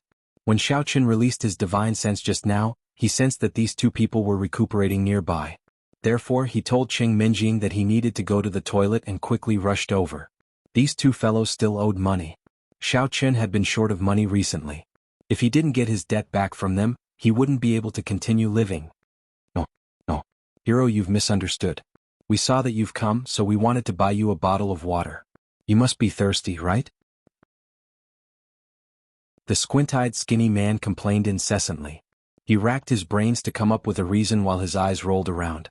He was thinking intensely about how he could escape successfully. "Oh, I'm not thirsty, don't say those useless things. What's the matter? You two are thinking about escaping, aren't you?" Xiao Qin saw through the squint-eyed skinny man's thoughts at a glance. He simply threw them to the corner, crossed his arms in front of his chest, and stared at them condescendingly. Anyway, this place was a secluded alley. Generally no one would pass by. Even if they passed by and saw that he was getting rid of the tyrant, they probably wouldn't interfere. Hiss! The tall man was hit hard and he felt as if his whole body was falling apart. He suddenly took a deep breath, and his expression was as sad as if his father had died. He lowered his head and said, "Hero, we didn't want to escape, but as you can see we are seriously injured. We want to go to the hospital to see a doctor. Please be merciful and spare us." Lie continued to lie. "Just now, I clearly saw that you two had finished applying the ointment, and your body still smelled like a bruise. Are you trying to scare me?" Xiao Qin had a displeased look on his face. He lifted his leg and kicked the tall man. It just so happened to touch his wound, causing the guy to roll around in pain. Xiao Qin didn't have any sympathy for people who bullied the weak and feared the strong. Usually they would be very unreasonable to those weak vendors who set up stalls. He guessed that even Lin Ke's family had been charged protection fees by them. This kick of his was to help the Lin family vent their anger. We didn't. The squint-eyed skinny man saw that Xiao Qin was so ruthless. He suddenly stuttered. He couldn't argue for a long time and he didn't dare to say much. Otherwise he would definitely be kicked again. Oh, I know. After you used the bruise ointment, you felt that it didn't work, so you wanted to go to the hospital for treatment, right? Xiaoqun asked with a faint smile. Yes, yes, yes. This thing has no effect at all. It must be a fake sold by a profiteer. It cost me dozens of yuan. The squint-eyed skinny man quickly grabbed this life-saving straw. He threw away the bottle in his hand and said angrily, "Oh, but I see that you guys are recovering well. Your waist isn't sore, your legs aren't hurting, and you can even throw the ointment." Xiaoqun clenched his fists and cracked his knuckles. A cold smile flashed across the corner of his mouth as he said unhurriedly, "How about this? Since you want to go to the hospital, I'll beat you up again so that you don't have to come here in vain and waste money." No, hero. Don't hit us. We are really fine. Wow, this is really a miracle in the medical world. I think we don't need to go to the hospital anymore. The squint-eyed skinny man quickly endured the pain on his body and struggled to stand up. He gritted his teeth and shook his arm. He even took a few steps and tried to squeeze out a smile that was uglier than crying. That's not right. Don't you see that kid still rolling on the ground? I think you guys still have to go. Don't delay the treatment. Xiaoqun pointed to the tall macho man and said calmly. He also took 2 steps forward and pretended to hit him. I've also recovered. This medicine is really magical. It seems that I have to buy a few more bottles in the future. The tall macho man saw that the situation was not good. He quickly turned over and stood up. He sighed with a bitter face. Since you are all fine, then don't do radio gymnastics here. Hurry up and return the money. This hero can fry hundreds of youtiao in a minute. I don't have the time to watch you act here. Xiaoqun shook his legs and shouted angrily. He seemed very impatient. But we don't have any money on us now. The squint-eyed skinny man suddenly thought of a bad idea. He quickly said with a troubled face, Just now, we actually had more than 6,000 yuan. We wanted to collect more money and give it to you as a gift. In the end, it was all snatched away by someone else. We wanted to reason with the other party, but not only did we not, we were beaten up. So unlucky. The squint-eyed skinny man had the idea of 2 tigers fighting. Since the guy in front of him was good at martial arts and the chick who beat him looked quite powerful, if he could make the 2 of them fight, wouldn't he be able to sit on the mountain and watch the tigers fight? Wasn't there a saying that when 2 sides fought, the one who fished would benefit? Maybe he could even get a bargain in the end. What do you mean? Who beat you up? Is there anyone who has the guts to rob me of my money? Xiaoqun pretended to be angry. He saw through the squint-eyed skinny man's plan at a glance, but he did not expose it. Instead, he pretended to fall into the trap. In fact, he had other plans in mind. It's the husband and wife who sold pancakes and meat buns diagonally across from your stall. Not only did they beat us up, but they also asked me for 5,000 yuan. I wanted to give this money to you, so I insisted on not giving it. In the end, I was beaten up again. I had no choice. Sigh. The squint-eyed skinny man pretended to be pitiful and sighed. He secretly observed Xiaoqun's expression to see how he would react. Oh my God. Are you stupid? Do you think I don't know how to count? I was a prodigy back then, did you know that? You brought more than 6,000 and gave him 5,000.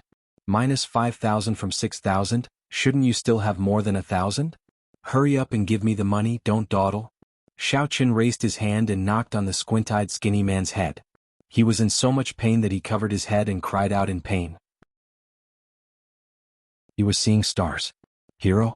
Skinny man didn't lie to you. We wanted to give you 5,000 yuan to settle the matter.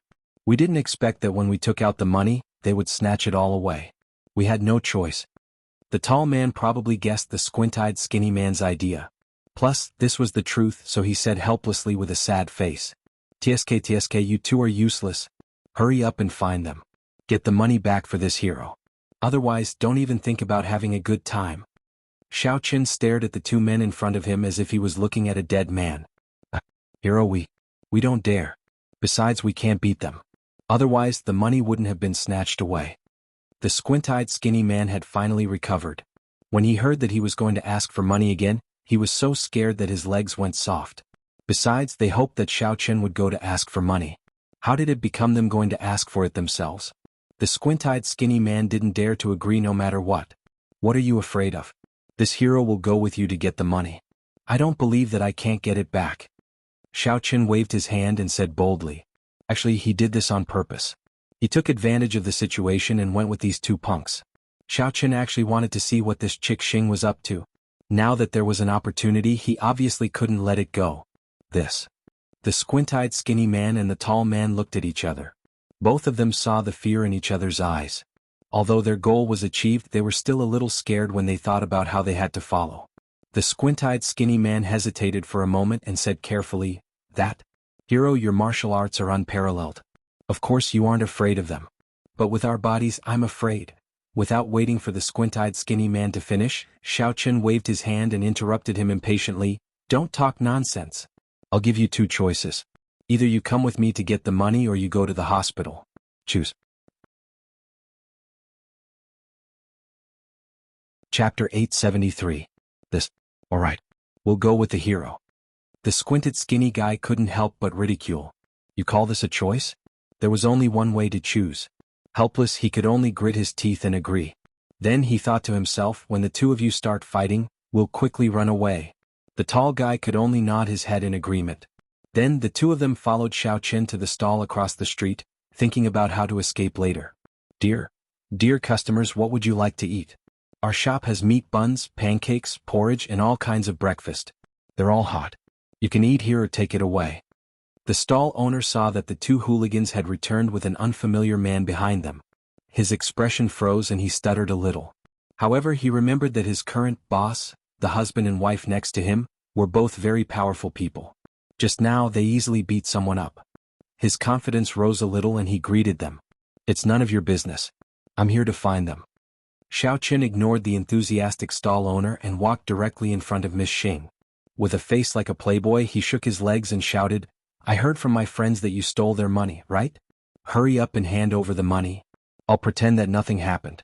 Otherwise, don't blame me for being impolite." Since he was here to collect a debt in name, Xiaochen felt that he had to do it properly and justifiably. Therefore, he conveniently used the two hooligans beside him. "You." Miss Xing originally thought that Xiaochen had discovered her and was a little nervous. However, after hearing what Xiaochen said, she was furious. She glared at Xiaochen and thought, "I'm here to protect you. Who would have thought that you would turn the tables on me and help these two hooligans to deal with me? How preposterous. Hubby, don't be rash. We don't need to bother with scum like him." Ling Qianxue saw that Miss Xing was about to explode and knew that something was wrong. She hurriedly gave her a look and spoke in a low voice to stop her. "She's your husband?" Xiaochen was stunned and almost spat out. When did little Xing get a wife? However, Xiaochen felt that the girl's voice sounded a little familiar. He didn't care that she called him a scumbag. He carefully looked at her and realized that he didn't recognize her at all. Xiaochen thought for a moment, and suddenly a figure flashed in his mind. Wasn't this Ling Qianshue's voice? How did she get together with that chick Xing? Could it be that the two of them were still lesbians? Alright. Xiaochen remembered that when Xing Biao came to the research institute to steal information, she had asked for Sakeshima Kishio's help. Presumably, they had some sort of connection. Perhaps it was because of this that the two of them worked together to set up such a nondescript breakfast stall. After understanding the key points, Xiaochen was speechless. He ran to the morning market to sell fried dough sticks, but that was because he was forced by life to make money. However, if these two girls in front of him just wanted to keep an eye on him, they would not hesitate to stand here from dawn to dusk like idiots. That would be too much of a prank. Ling Qianshue's shout caused Xing Biao to calm down. She carefully thought for a moment and realized that she really couldn't argue with Xiaochen. If they fought, her strength would be exposed. What would she do if she was recognized? Thinking of this, Xing Biao felt a little helpless. She could only pretend to be tough and said, "So what if I'm her husband? If you have the ability, go and marry one too. You don't need to worry about that. I may lack other things, but I don't lack a wife." Xiaochen looked at Ling Qianxue and said to Xing Biao like a ruffian, "You sissy, are you trying to change the topic? What, you don't want to pay up?" Hearing Xiaochen's words, Xing Biao couldn't help but be shocked. Luckily it wasn't a lady boy. Then her disguise should be able to fool this guy. Although she was a little unwilling, she still gritted her teeth and took out $1,000. Slapping it on the table, she said, "Take it. Tell your friend to be more well-behaved in the future and don't cause trouble for us. Otherwise, I'll beat her to death next time." "Oh, if you like it, then beat her to death." Xiaochen shrugged indifferently. He picked up the money on the table and counted it. He frowned and said, "That's not right. Why is it so little?" Are you messing with me? How am I messing with you? How is this money not right? Xing Biao finally got angry. She glared at Xiao Qian. Is this guy not done yet? You damn Xiao Qian. Don't think that just because you helped me once, you can take a mile after being given an inch. If it wasn't for the mission, I would definitely beat you up. Didn't I say it's more than 1,000? There's only 1,000 here. Where's the rest of the money? Xiao Qian took the money and patted it in his hand. With a face full of disbelief, he said, I used to be a top student. Don't try to trick me. All right, I'll give you another $500. Is that okay? Xing Biao suppressed her anger and took out another $500. She stared angrily at Xiao Qian. Her chest was heaving up and down. One look and it was obvious that she was furious. Xing Biao really didn't expect Xiao Qian to be so shameless. She thought that those gangsters were already too much. In the end, Xiao Qian was even more unreasonable than them. He was even calculative about $500. If she knew this would happen, she would have taught him a lesson back then. Of course not. I already saw that there's so much money in your pocket. It must have been given to you by them just now. These two people owed me money first. Even if they want to pay me back, there should be a first-come, first-served basis, right? You have to give me all of that first. Xiao Qian pointed at Xing Biao's pocket and reached out for the money. He didn't expect his fingertips to be so close to Xing Biao that he accidentally touched something soft. You. Xing Biao's face instantly turned red. She shrank back a little. She wanted to scold Xiao Qian for being a pervert, but when the words reached her mouth, she suddenly realized that something was wrong. She quickly swallowed them back down. She could only stare at him fiercely. She wanted to skin him alive. This was already the second time. Was Xiao Qian doing it on purpose? Could it be that his identity had been exposed? Was that why he used such a despicable method to expose her identity? However, this time Xing Biao wrongly accused Xiao Qian. Her fingers touched because she was so angry that her chest was heaving up and down. And Xiao Qian subconsciously retracted his hand. His fingers secretly rubbed against it. TSK, it felt pretty good. Are you done yet? Seeing Miss Xing's face turn red and speechless, Ling Qianxue hurriedly walked over. With a face full of disdain, she said, You're a man, yet you're fussing over a few $1,000s. Do you have any prospects? I think people like you are destined to sell breakfast for the rest of your life. At this time, Ling Qianxue's impression of Xiao Qian had already plummeted. In the past, she still had some respect for him. Now she hated him to the extreme. She didn't expect that after he fell, he would act like a ruffian. He only knew how to haggle over every ounce. Where did he look like the leader of a demon sect? He was simply a stray dog that would bite whoever he caught. I'm happy to sell breakfast for the rest of my life. What can you do about it? Xiao Qian retracted his hand and glared at Ling Qianxue. His face and neck were red as he shouted, What? You still want to fight? Fine. Bring it on. Ling Qianxue opened her mouth and was speechless. She felt helpless in her heart. She had never seen such a scene before. It was like a scholar meeting a soldier.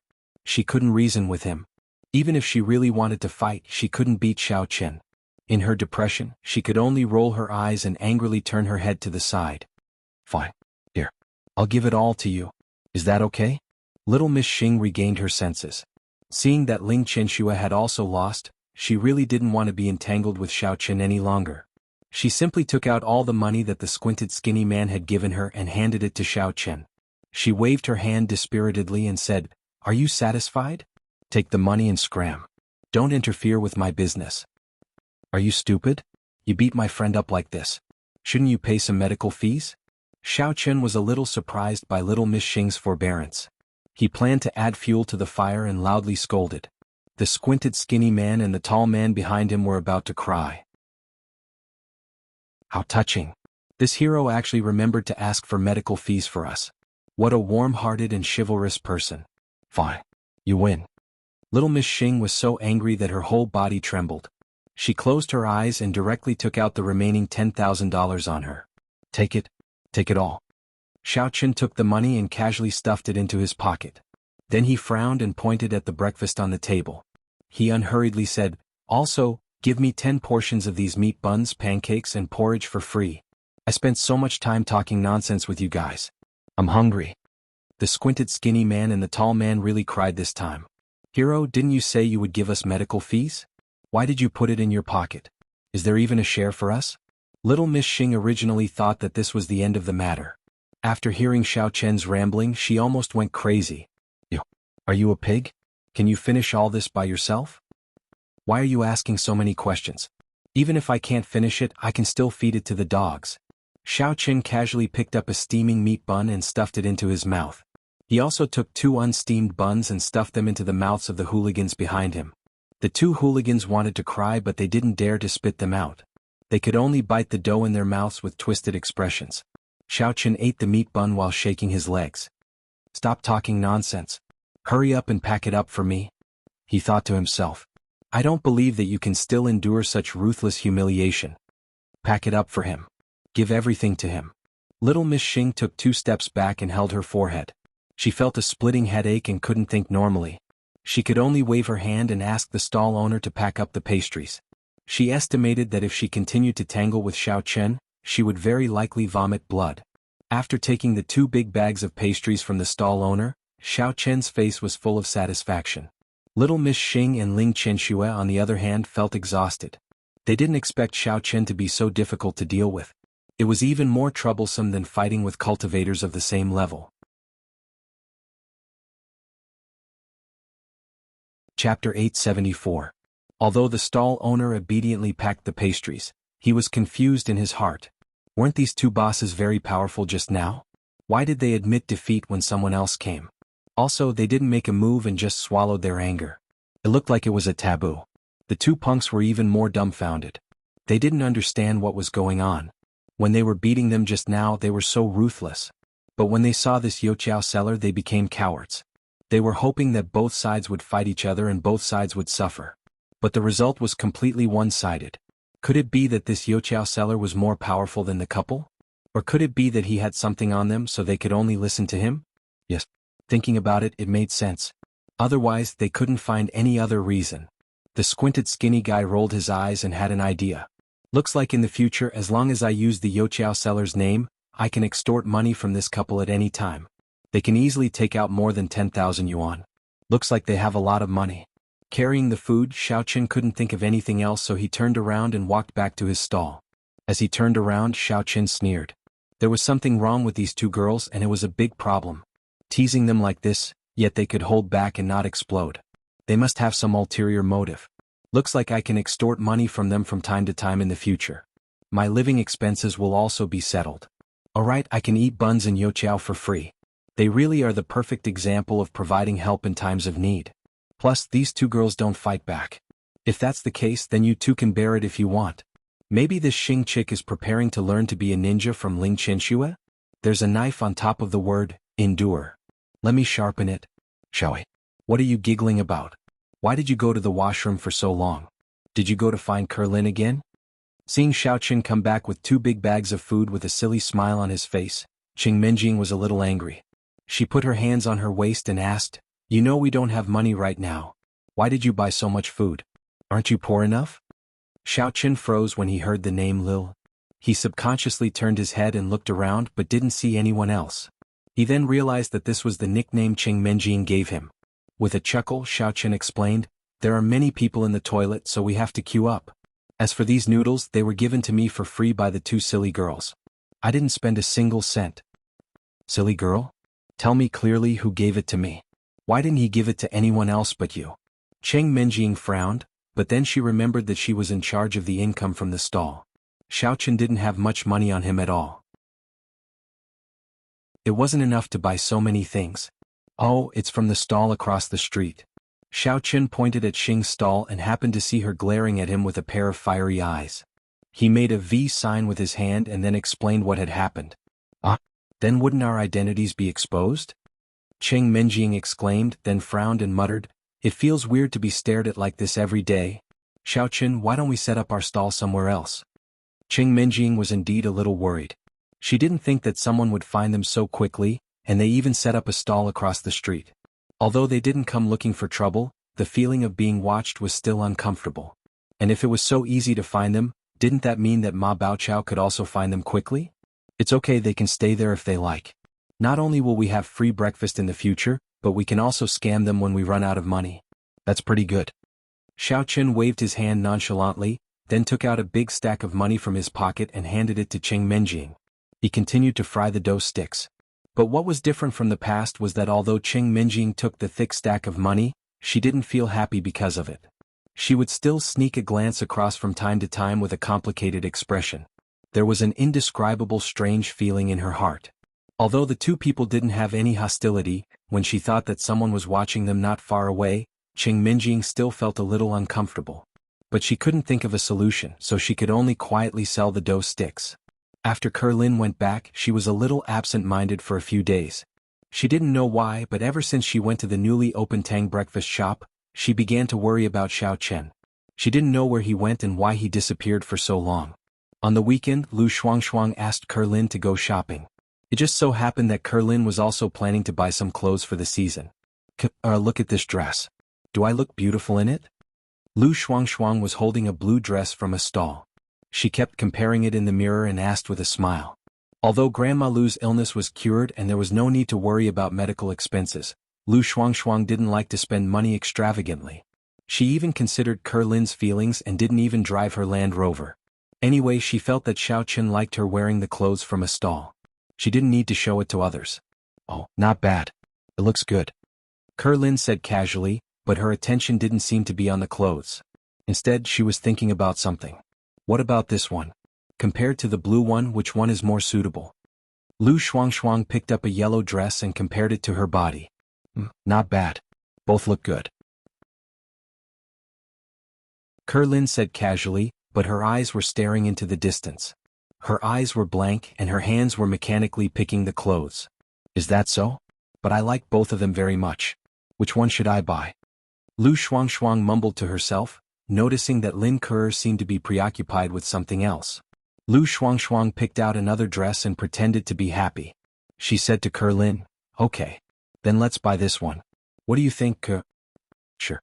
If you like it, then buy it." Kerlin replied first. Then she came back to her senses. She saw that Lu Shuangshuang was holding a man's dress in her hand. She couldn't help but wonder, "Shuangshuang, the dress in your hand looks like it's a man's dress? You just realized? What were you thinking just now? You were so preoccupied. You didn't even notice what clothes I was holding. Are you having some lovesickness?" Lu Shuangshuang frowned and asked. Just now, she deliberately used the men's dress to test Kerlin's reaction. In the end, Kerlin didn't realize it and didn't react in time. "What are you talking about? I was just thinking about Xiao Chen." "No. I don't know how to say it. Anyway, it's not what you think," Kerlin explained weakly. Her face was full of depression. She wanted to talk about her recent experience, but in the end, she blurted out Xiao Chen's name. Even she didn't know why. You're still saying it's not lovesickness. You keep mentioning Xiao Chen's name. I think you must want to see him, right?" Lu Shuangshuang laughed. She used her elbow to gently nudge Kerlin. She blinked her eyes and teased mischievously. "No, nothing. It's just that there's a new fried dough stick seller in the morning market. It's in the place where our house used to be. Moreover, it's all the equipment that Xiao Chen used to use. That's why I thought of him." Kerlin quickly explained. "Really? Why don't I believe you?" Lu Shuangshuang teased with a faint smile. Kerlin blushed. She gently punched Lu Shuangshuang. Then she suddenly thought of something. She asked thoughtfully, "That's right, Shuangshuang. Didn't you ask Xiao Chen to help you buy a rice transplanter and a harvester last time? Do you know anything about him recently?"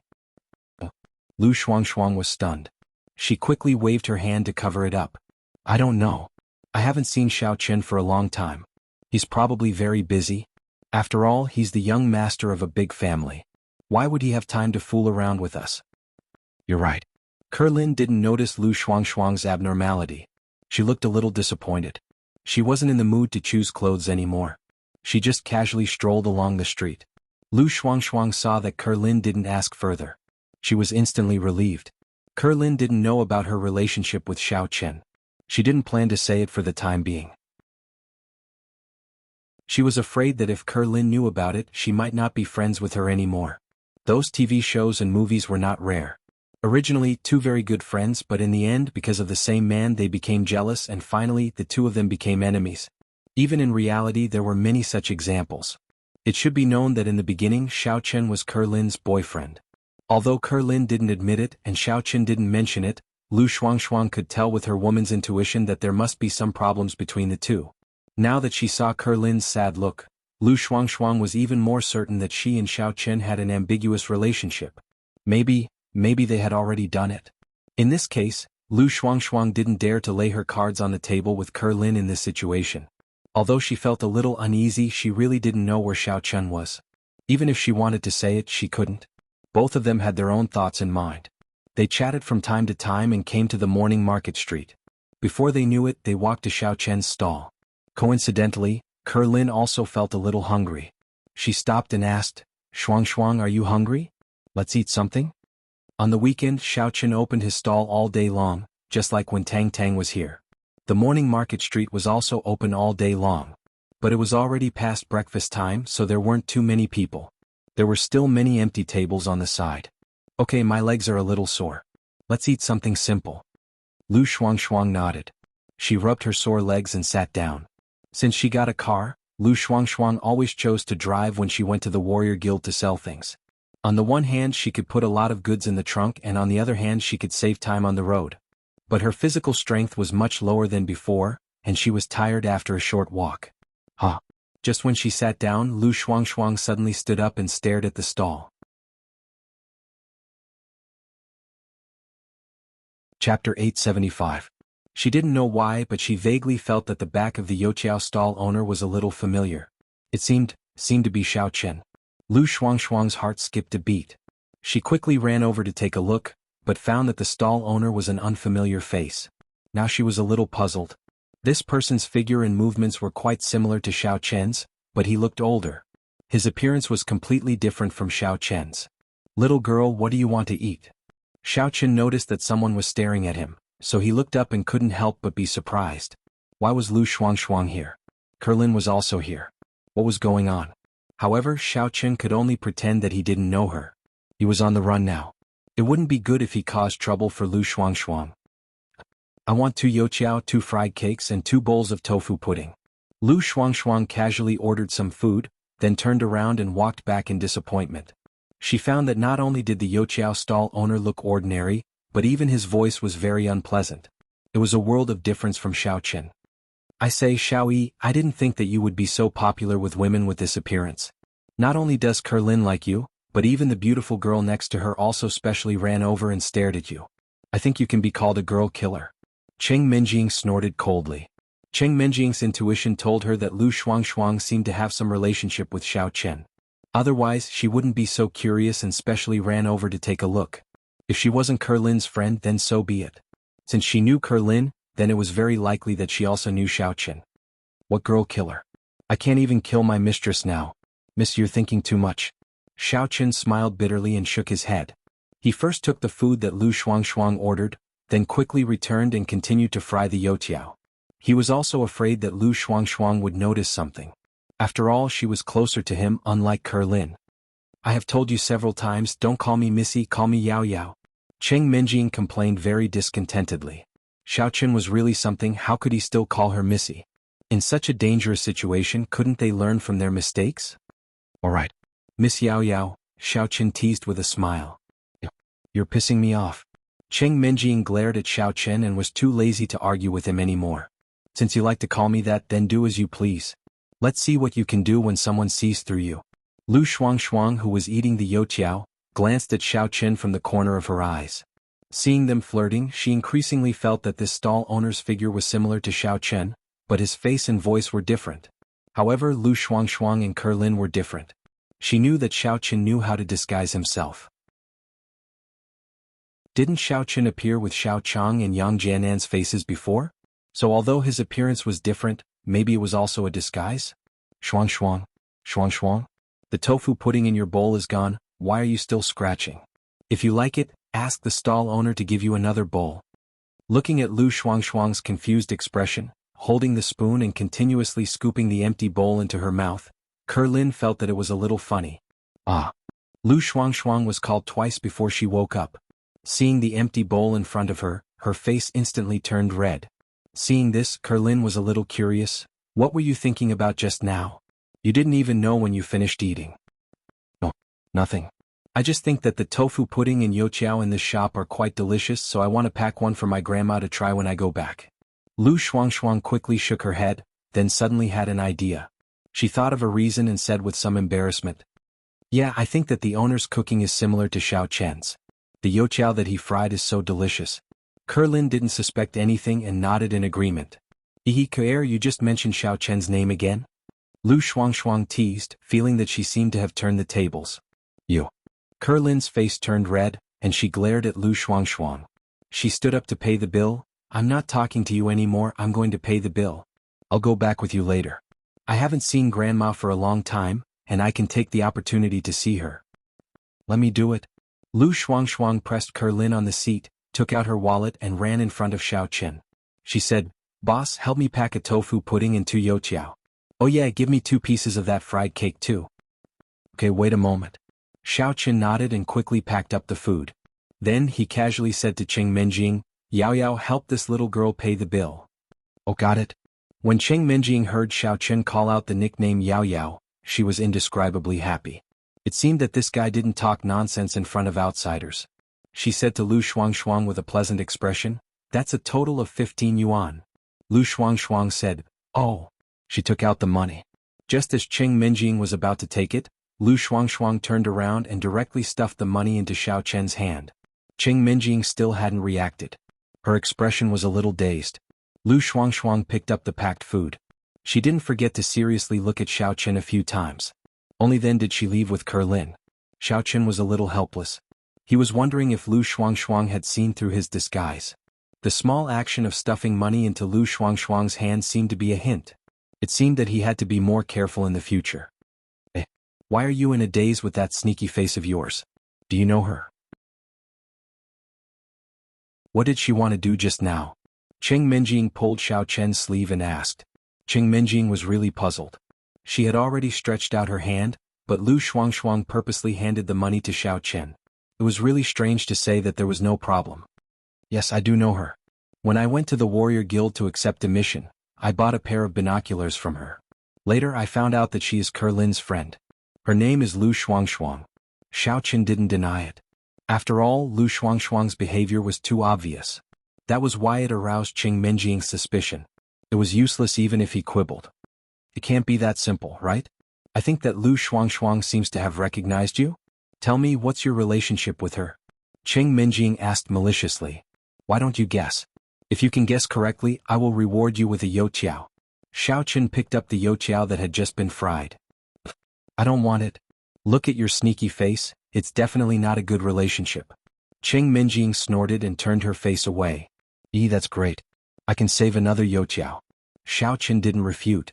In order to prevent Cheng Menjing from thinking too much, he lowered his head and concentrated on his work. Cheng Menjing wanted to ask a few more questions. However, it was almost noon and there were more customers. She had no choice but to immerse herself in her work. Songning City, in a private room of a restaurant.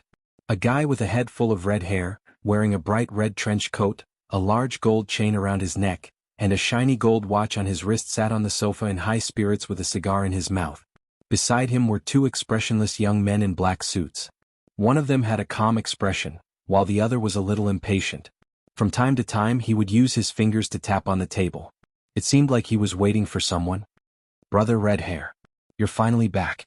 The door of the private room was suddenly pushed open. A figure walked in. If Xiao Qin or Miss Xing were here, they would definitely recognize the person. It was the squinted skinny guy that was beaten up by the 2 of them. However, the tall man wasn't here. He was alone. They were the underlings of Red Hair. Red Hair had just returned to Songning City and summoned the 2 of them. When the squinted skinny guy received the news, it was as if he had met his savior. He quickly ran over. The 2 of them were beaten up like dogs in the morning market. Naturally, they had to find their boss for help. "Shouji, what took you so long? Where's little Gao? Don't you see me as your boss anymore?" Red Hair was a little unhappy. Shouji was the squinted skinny guy's name. However, because it wasn't very auspicious, he was usually called Skinny. As for little Gao, he was the tall man. "I'm innocent, brother Red Hair. We don't have time to play. We're all in the hospital. I heard that brother Red Hair came, so I rushed out of the hospital." The squinted skinny guy cried. "Hospital? Then why are you the only one here? Is little Gao's injury very serious?" Red Hair frowned. He did hear the squinted skinny guy talk about being beaten up on the phone. However, it wasn't clear in a few words. He thought he had already recovered. Sigh. Don't talk about it. His old injury hasn't healed yet, but he was beaten up by a little girl who set up a stall in the morning market. That's miserable. He's still recuperating in the hospital, but he should be discharged tomorrow. I'm slightly better than him, so I can come over to greet you. The squinted skinny guy sighed helplessly. *CK. That little girl is that powerful? Red Hair slammed the table. He was confused and angry. What's going on? I've only been away for a few days. How did a bunch of powerful people suddenly appear on the morning market? Didn't that guy named Xiaoqin leave a long time ago? Oh, that little girl isn't that powerful. The powerful one is a guy who sells fried dough sticks. But that girl's punches and kicks are also very powerful. But the most powerful one is still the one who sells fried dough sticks. The squinted skinny guy wanted to explain, but he felt that it was getting more and more confusing. Stop. Tell me from the beginning. Red Hair was confused and immediately interrupted. Brother Red Hair, this is what happened. The squinted skinny guy took a deep breath and explained his recent experience in detail. What? What does the guy who sells fried dough sticks look like? Is his name Xiaoqin? After listening to the squinted skinny guy's story, Red Hair was shocked. He almost spat out the cigar in his mouth. He remembered that the squinted skinny guy had never seen Xiaoqin before, so he quickly described Xiaoqin's appearance. Red Hair couldn't help but be afraid. After all, he had suffered a lot in the hands of Xiaoqin. Many of his backers were no match for him. If he hadn't followed Xiaoqin and got to know his current backer, Yakushima Kishio, he would probably have to return to the morning market to collect protection fees again. Therefore, whenever Red Hair heard the name of the person who sells fried dough sticks or Xiaoqin, he would involuntarily shiver. It was too scary. Chapter 876. Oh, I don't know his full name, but I think his nickname is something like Xiao Yi and he doesn't look right, said the skinny guy after some thought. That's good as long as it's not Xiaoqin. Red Hair let out a sigh of relief. He was no longer nervous and leaned back on the sofa. He pointed at the two men in black suits and introduced them. These two are ninja masters from Japan. They're very strong, equivalent to a stage 5 inner force martial artist. It'll be a piece of cake for them to deal with that girl and the Youtiao guy. Red Hair didn't know much about practitioners. He thought that stage 5 inner force was already very strong, which was why he was so confident and fearless. These two masters are martial artists. Nice to meet you, brother. Nice to meet you. The skinny guy looked at them with admiration. He was even worse than Red Hair. He didn't even know what a martial artist was. All he knew was that they were much stronger than ordinary people. Since there were martial artists helping him, he didn't have to be afraid anymore. The bun girl only knew a little martial arts. As for the Youtiao guy, he only had a bit more strength. How could he be compared to a martial artist? At the thought of this, the squinted skinny man was so excited that he even straightened his back. Which am not bad. How about this? I'll bring 2 masters with me tomorrow to help you get revenge. It's getting late now. Let's eat first and then we'll go to the dreamland to have some fun later. We'll also find a few young models to welcome the 2 experts. The red-haired man waved his hand and said straightforwardly. Ever since he started following Yorishima Kishio, Red Hair had secretly earned quite a lot of money. Gradually, he felt that he had stepped into the upper class of the mafia society. The way he did things also began to move in the direction that he thought was classy. Alright, I'll listen to Big Brother Red Hair. The squint-eyed skinny man nodded like he was pounding garlic. He was so happy that flowers were about to bloom. He thought to himself that he did not follow the wrong boss. The tall man did not come today. It was a big loss. After everyone drank and toasted to their heart's content, they drove to the dreamland of Wonderland and played until late at night before returning home. The next morning, Red Hair and Skinny swaggered to the morning market street. The skinny man originally wanted to find trouble with fried dough sticks first, but after a few steps he felt that the girl was easier to deal with. He was going to use this easygoing person as a practice target. That's them. The squint-eyed skinny man came to Miss Xing's stall and sneered, Big Brother Red Hair, Little Gao and I were injured by this couple. They even robbed us of the tens of thousands of dollars that we've been collecting these days. The squinting skinny man was prepared to demand an exorbitant price. Since the couple would be beaten up by their boss, they had to hand it over no matter how much they demanded. Alright, got it. Red Hair snapped his fingers and swaggered over. With a bang, he kicked the entire stall over. The pancakes and meat buns were scattered all over the floor. The pot of porridge on the side also splashed all over Xing Qianxue and Ling Qianxue. The stall owner who was working saw that the situation wasn't good and immediately ran away. These people were obviously here to cause trouble. There was no need for him to get involved. He didn't know if the couple could control them. If he got implicated and got beaten up, he would be in trouble. Red Hair's target today was Miss Xing Qianxue and her husband. Thus, the stall owner was too lazy to chase after them.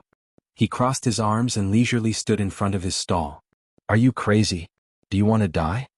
Miss Xing, who was caught off guard and was splashed all over, roared angrily. "Watch your mouth. Our big brother Red Hair isn't someone you can mess with." The squint-eyed skinny man immediately stood up and shouted with his nose in the air. Miss Xing saw the squint-eyed skinny man and tall man standing behind Red Hair. Only then did she understand that they were here to cause trouble. She couldn't help but get angry. "It's you two bastards again. If I knew earlier I would've let my wife beat you to death. This has nothing to do with you."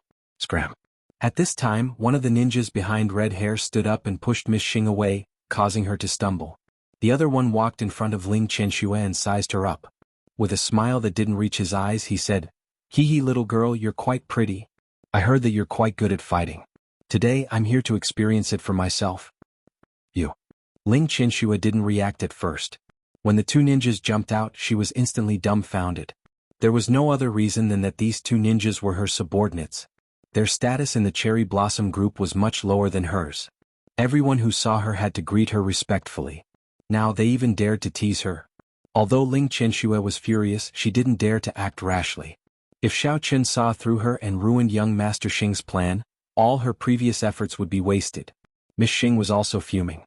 She was already on the verge of exploding from the push. She couldn't be bothered to care about the consequences. She was prepared to beat them all to death. Even if she was discovered by Xiao Chen, she could think of other ways to keep an eye on her. These flies in front of her, however, were driving her to the limit. "Hubby, don't be angry. Let me talk to them." Ling Qianxue saw that Miss Xing's mood wasn't right. She hurriedly gave her a look and stopped her.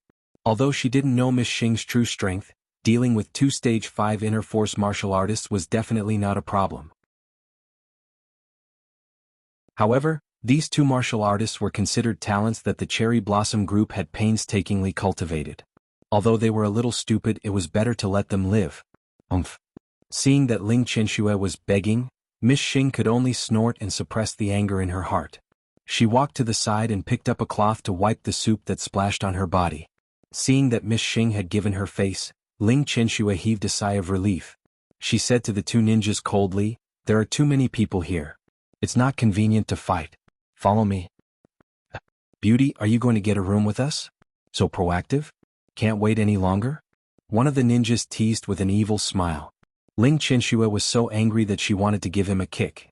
However, she endured it and didn't say much. She turned around and walked towards the direction of her hotel with a sullen face. Seeing that there was a chance, Red Hair hurriedly followed. This girl's looks weren't bad. He thought that he might be able to have a go at her first. Thinking of this, his lower abdomen suddenly became restless and he subconsciously licked his lips. Seeing this, the squinted skinny guy and the tall guy looked at each other and followed. They wanted to see what Ling Qianxue was going to do. If it was possible, they could at least drink some soup while their boss ate the meat, right? Arriving at the door of the room, Ling Qianxue pointed at the two ninjas and said coldly, "You two come in with me. Everyone else, wait outside. Don't look for trouble." "Wait. I say, miss, I was the one who found them. How can they go in but I can't? Since you're going to be played by us, it doesn't matter if it's 3 or 4 batches, isn't it the same?" Red Hair came over and said shamelessly. "If you're not afraid of death, then come in." Ling Qianxue didn't even look at Red Hair. She directly opened the door and walked in without turning her head. "You two wait outside. After we're done, I'll let you have a taste of this girl." Red Hair excitedly patted the shoulders of the skinny guy and the others. He shook his head and walked in with the two ninjas. He didn't forget to lock the door. After locking the door, Red Hair clenched his fist and turned around excitedly. Pah, pah. Before he could completely turn around, he saw Ling Qianxue give the two ninjas a slap each. Red Hair was puzzled. Wasn't this girl a little too fierce? She still dared to hit people in such a situation? In the end, Ling Qianxue suddenly spoke. "Waka. You even dare to take liberties with me. Do you want to die?" Ling Qianxue angrily scolded. She used Japanese and returned to her original voice. The two ninjas were instantly stunned. What was going on? One of them reacted first. He felt that the voice was a little familiar. It seemed to be Ling Qianshua's voice. At that moment, his face turned pale and he immediately knelt down. The other ninja also felt that something was wrong. He suddenly remembered who the owner of the voice was. Suddenly, his legs softened and he knelt down on the ground. He didn't dare to raise his head and his whole body was trembling. Did the two of you come to Songning City because of Master Yakujima's order? Or did you act on your own? Tell me honestly. Ling Qianxua didn't choose to forgive them because of their actions. She still had a pretty face and stared at the two ninjas kneeling on the ground. She asked in a cold tone, Master Qianxua, we were wrong. Red Hair is very familiar with us. That's why we stood up for him. I hope Master Qianxua can forgive us. Don't tell Master Yakujima about this. One of the older ninjas forced himself to calm down and reported respectfully. It's fine if you don't tell him, but you know the rules of the organization. Do you want to do it yourself or do you want me to do it for you? Ling Qianshua's face was cold and she asked condescendingly. There was no emotion in her voice. We will do it ourselves. The older ninja knew that today's matter couldn't be resolved peacefully. He gritted his teeth and took out a piece of white cloth from his arms and spread it on the ground. Then he pulled out the short sword with his right hand and placed his left hand flat on the cloth. He raised the sword and cut off his little finger cleanly. The other ninja hesitated for a moment and then followed suit with a bitter face. The whole process was so painful that his face was sweating profusely, but he didn't even dare to make a sound. Although the two of them felt very helpless, they didn't dare to complain. This was already the smallest punishment.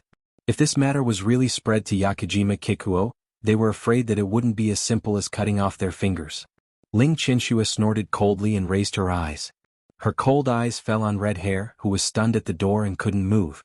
Master Qianxua, I also know I was wrong. Please let me go. I promise there won't be a next time. Red Hair felt like a bucket of ice water was poured from head to toe when Ling Qianxua looked at him. He suddenly knelt down and begged for mercy.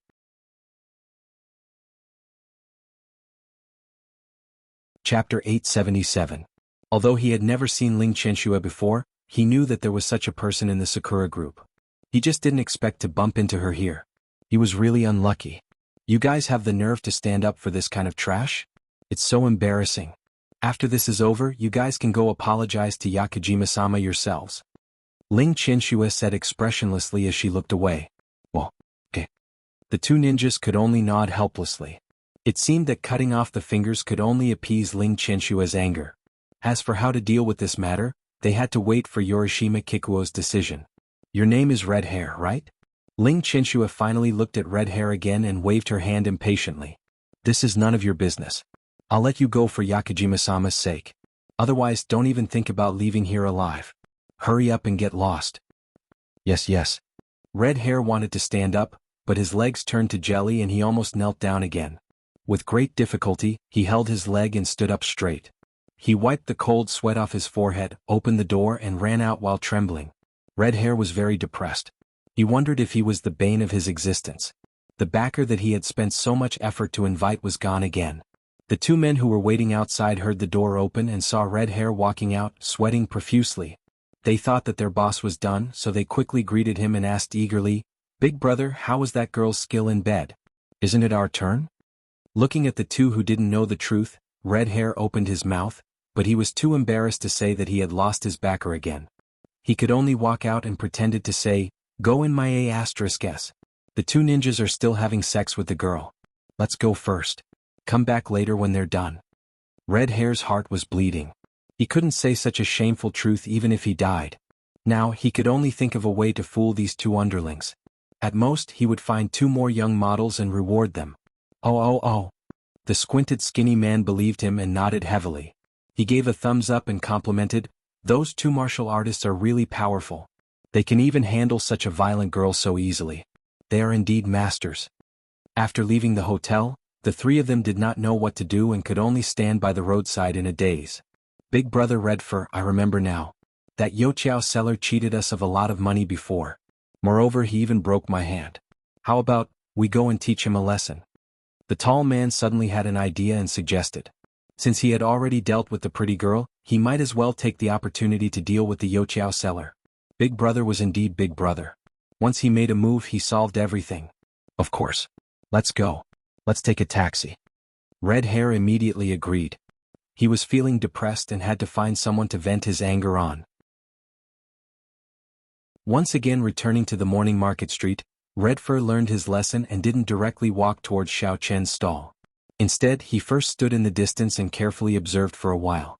After confirming that the couple selling Youqiao didn't know each other, he aggressively rushed over. Get lost. Get lost. Red Fur and the two delinquents behind him pushed and shoved to separate the queue. The people who were pushed wanted to curse, but when they saw that it was a famous local bully of the morning market street, they immediately lost their imposing manner. They suppressed their anger and dispersed to the side. Red Fur arrived in front of Xiao Chen's stall and arrogantly pointed at him. Hey, Youqiao seller, I heard from my brother that you seem pretty arrogant. Not only did you injure them for no reason, but you also publicly robbed them of their money. You actually dare to rob them in broad daylight? Do you not want to stay in the morning market street anymore? Why is it you again? Why are you looking for me? I think you won't feel comfortable unless you get beaten up. Is your skin itching again?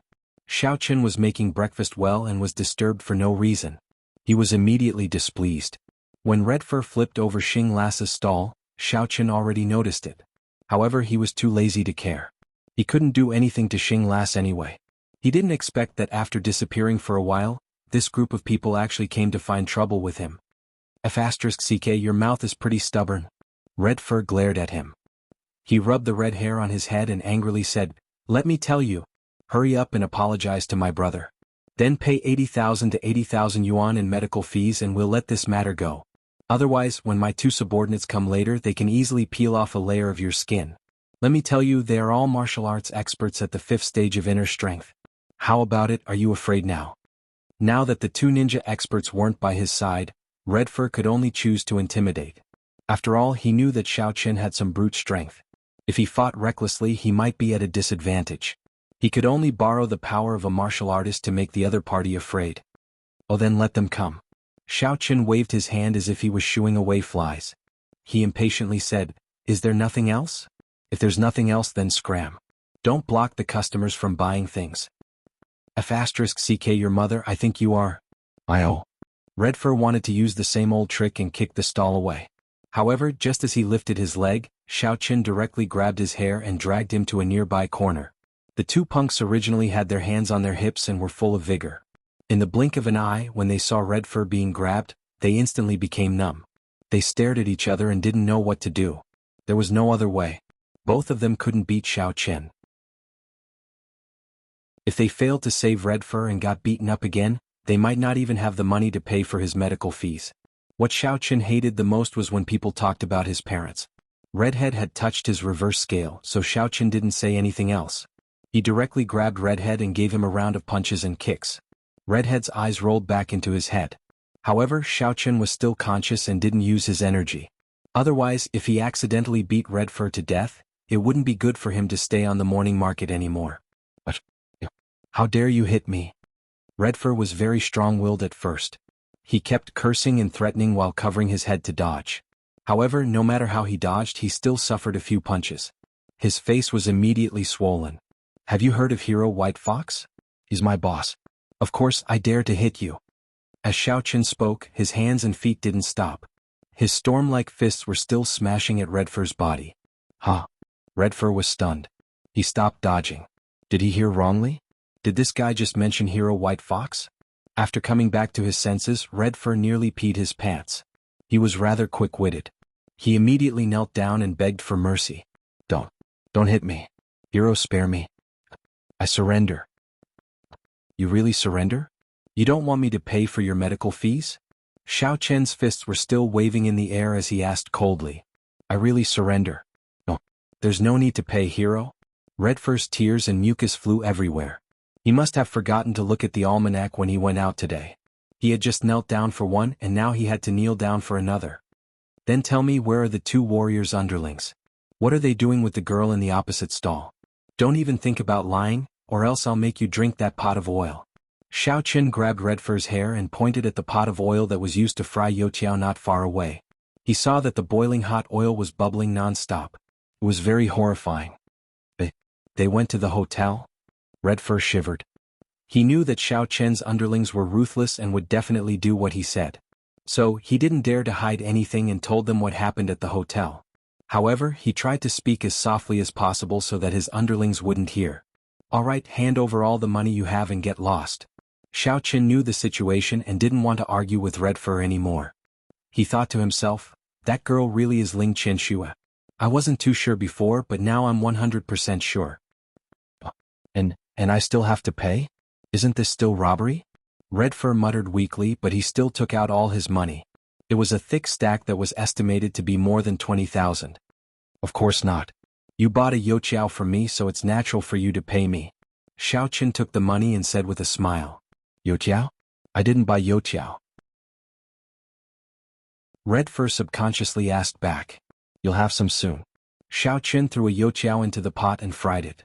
He then scooped it up and stuffed it into Red Fur's mouth. Ouch! Being caught off guard, Red Fur's mouth was instantly scalded and blistered. He wailed and spat out the youqiao. He looked around in panic and scrambled to a nearby bucket that was used to wash the mop. He directly stuck his head into the bucket. The two hooligans were also dumbfounded. After they reacted, they quickly rushed over and wanted to help the red-haired man out of the bucket. However, the red-haired man refused to leave no matter what. The skinny man with squinted eyes was in a hurry. He informed the tall man and didn't care about anything else. He carried the red-haired man and the bucket to the hospital. Xiao Qin didn't care about them anymore. He was wondering what Xing Chick and Ling Qianshue's intentions were. It was really strange. They had been under surveillance for a few days, but there was no news. If they were to say that they were working for the horse centipede, right? It didn't seem like it. After all, it had been so long and Ma Dezhao hadn't come looking for trouble. If they weren't Ma Dezhao's underlings, then why did they target him? Right now he was down and out. He didn't have money or power, so there was nothing for him to do. Could it be that they saw that he was handsome, so they thought of ways to marry him and become his wife? Shaking his head, Xiao Qin felt his head hurt. He couldn't think of a reason, so he decided not to think anymore. He turned around and continued to fry youqiao for the crowd that had gathered again. Lil, aren't you being too violent? That troublemaker, you can just beat him up. What if he dies when you shove the hot youqiao into his mouth? Qing Menjing frowned. She was a little puzzled. Xiao Qin wasn't this violent before. Why did he become so extreme recently? Was it because he was on tenterhooks every day, so he wanted to vent his anger?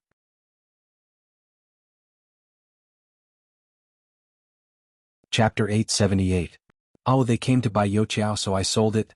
What's there to be violent about? Besides, I fed him myself. Xiao Qin didn't mind. He took out the money and waved it, then naturally handed it to Qing Menjing. So, you should restrain yourself from now on. With our current situation, it's better to avoid trouble. It's better to be careful. Qing Menjing took the money and sighed helplessly. She didn't want to say anything else since Xiao Qin wouldn't listen to her. After applying some ointment in the hospital and receiving 2 tetanus shots, the blisters in Red Hair's mouth finally subsided a lot. Although it was painful, at least it didn't spread. Fortunately, his 2 subordinates sent him to the hospital in time. Otherwise, his mouth would have been rotting. Motherf asterisk her, I'm so unlucky today.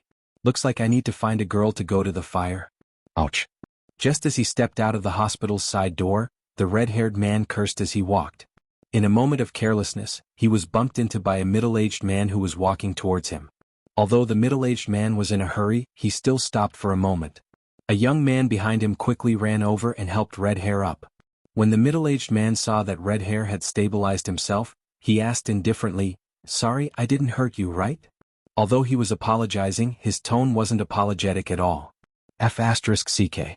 Are you F***King blind? How could you bump into me on such a wide road? Why don't you F***King die? The road is so wide, why don't you go and bump into a truck? Red Hair shook off the young man who was supporting him and pointed at the middle-aged man. Young man, don't be so sarcastic. I've already apologized to you. What else do you want?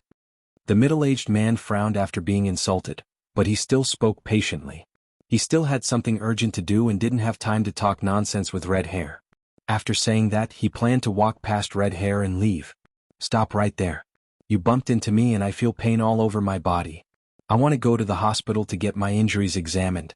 If you don't pay me 300,000 to 500,000 in medical fees, don't even think of leaving here alive today. Red Hair shot forward like an arrow and blocked the middle-aged man as he yelled with a domineering expression. He saw that the other party was easy to talk to, so he came up with an idea on the spur of the moment. He wanted to scam some money to compensate for his previous losses. TSK. What nonsense are you spouting? Our sect master. Our boss apologizing to you is already good enough, but you still dare to ask for money? I think you deserve a beating. Before the middle-aged man could say anything, several young men suddenly jumped out from behind him. One of them said sternly, "You, what do you want to do? I was hit." Redhead didn't expect the other party to have so many people. Halfway through his threat, the young man who criticized him just now rushed forward and grabbed his collar. "What do you want?" "Of course I'm going to teach you a lesson." The young man sneered and raised his fist, ready to make a move. Don't move. You guys are too daring. I am White Fox Hero's underling. If you dare to touch me, White Fox Hero will definitely not let you off. At this critical moment, Redhead's mind flashed and he blurted out a lie. In his heart, he prayed that the title White Fox Hero would prevent him from suffering any more physical pain. Perhaps Redhead's prayer was answered, but the young man who grabbed Redhead was stunned for a moment. Then he slowly lowered his fist as if he wasn't going to make another move. Instead, he turned his head to look at the middle-aged man not far away, as if waiting for his command. "What? You are White Fox's underling?" The middle-aged man was obviously a little surprised. He stared at Redhead doubtfully as if he was thinking about something. Are you afraid?" Seeing that the middle-aged man hesitated when he heard White Fox Hero, Redhead thought that he was afraid. He immediately straightened his back and said proudly, "Don't dawdle. Hurry up and apologize to me. Give me some compensation for my mental damage and I'll let this matter go." Redhead was feeling smug while he was scaring the man. He didn't expect the title White Fox to be so useful. He could easily fool others. It seemed like he could use this title to show off in the future. I can wear out iron shoes and fruitless searching, only to find it by chance without even looking for it. The middle-aged man suddenly smiled creepily. He shook his body and released a powerful demonic aura. He stared at Redhead coldly and said, "Kid, as long as you tell me where White Fox is hiding, I'll spare your life for now. Otherwise..." The middle-aged man seemed to stomp his feet casually, and a huge pit instantly appeared on the ground. Redhead was shocked and he fell to his knees with a thud. This middle-aged man was the leader of the Kuei Mountain sect, Ma Wuxiu. Ever since he came to Songning City, he had been asking around for Xiao Chen's whereabouts. He even heard from the warrior guild that Xiao Chen had used the title White Fox. Therefore, when he heard Redhead's words, he could not wait any longer.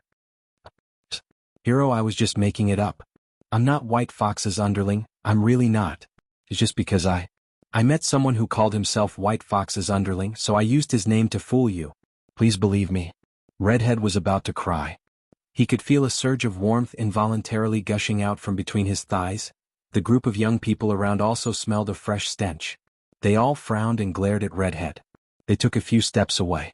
This seemingly arrogant but actually cowardly hooligan was probably scared to the point of peeing his pants. "Where's the person you're talking about?"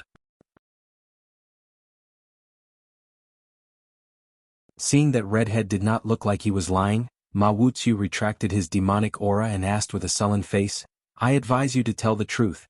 If I find out that you're fooling me, I'll make you wish you were dead. I mean what I say." Of course. That person is selling Youtiao at the morning market street. However, it's a little late now. I'm not sure if you'll be able to meet him if you go there." Redhead had lost all his courage to resist. He quickly replied and tried his best to put on a smile that was uglier than crying.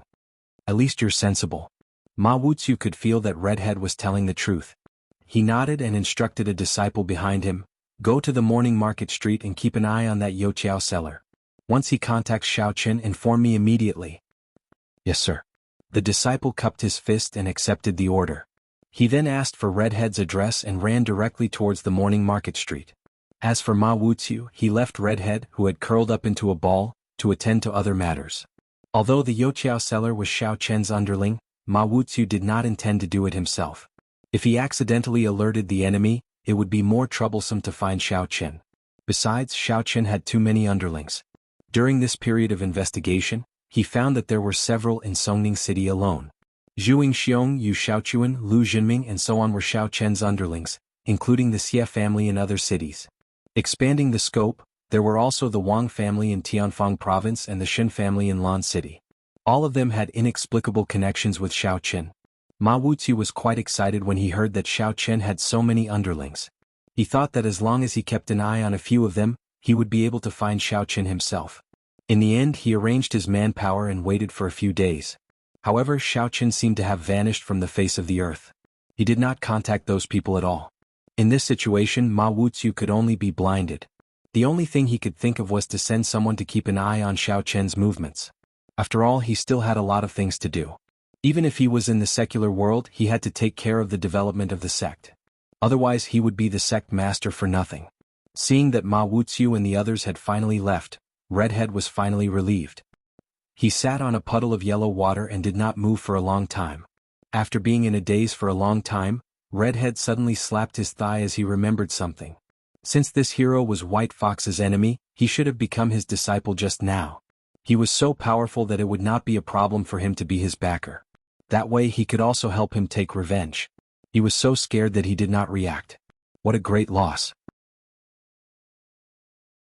In the evening of the same day, when Xiao Chen was packing up his stall and on his way back, he felt that someone was following him from behind.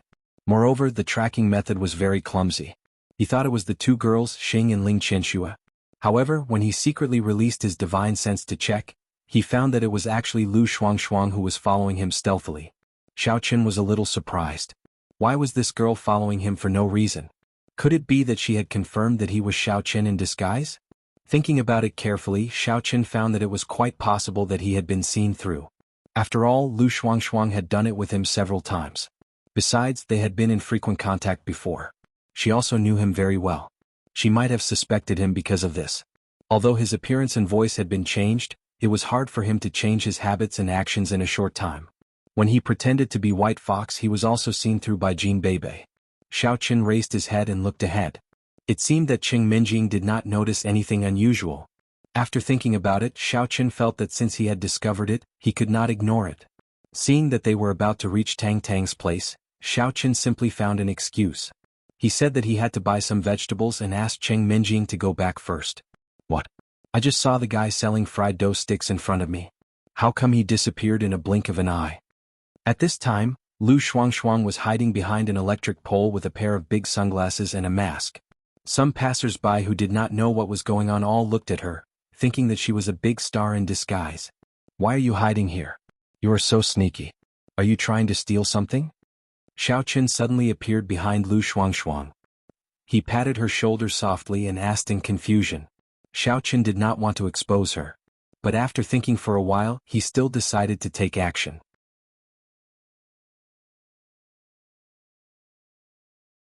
Chapter 879. Although he had not encountered any danger yet, it would be dangerous if Lu Shuangshuang became suspicious of him and frequently appeared nearby. Who knew if this old thing had investigated the relationship between him and Lu Shuangshuang and sent someone to follow her? Curiosity killed the cat. Ah! Lu Shuangshuang was shocked by Xiao Chen. She jumped high and turned around, screaming. She asked incredulously, why are you behind me? This doesn't make sense. Weren't you near the stairs just now? Don't I often behind you? But sometimes I'm above you. Don't you remember? Xiao Chen said in a low voice with a teasing look on his face. He did not return to his original appearance, but his voice had returned to its original state. What are you talking about? Psycho. Pervert. Lu Shuangshuang first glared at Xiao Chen in disgust. Just as she was about to turn around and leave, she suddenly felt that the voice sounded a little familiar. She paused and asked with some hesitation and surprise, Who exactly are you? You still don't recognize me? I'm Yang Jianan. Or you can call me Xiao Chong. Xiao Chen touched his nose helplessly. He thought that Lu Shuangshuang could recognize his voice, but she did not recognize him. You're Xiao. Lu Shuangshuang covered her mouth before she could finish her sentence.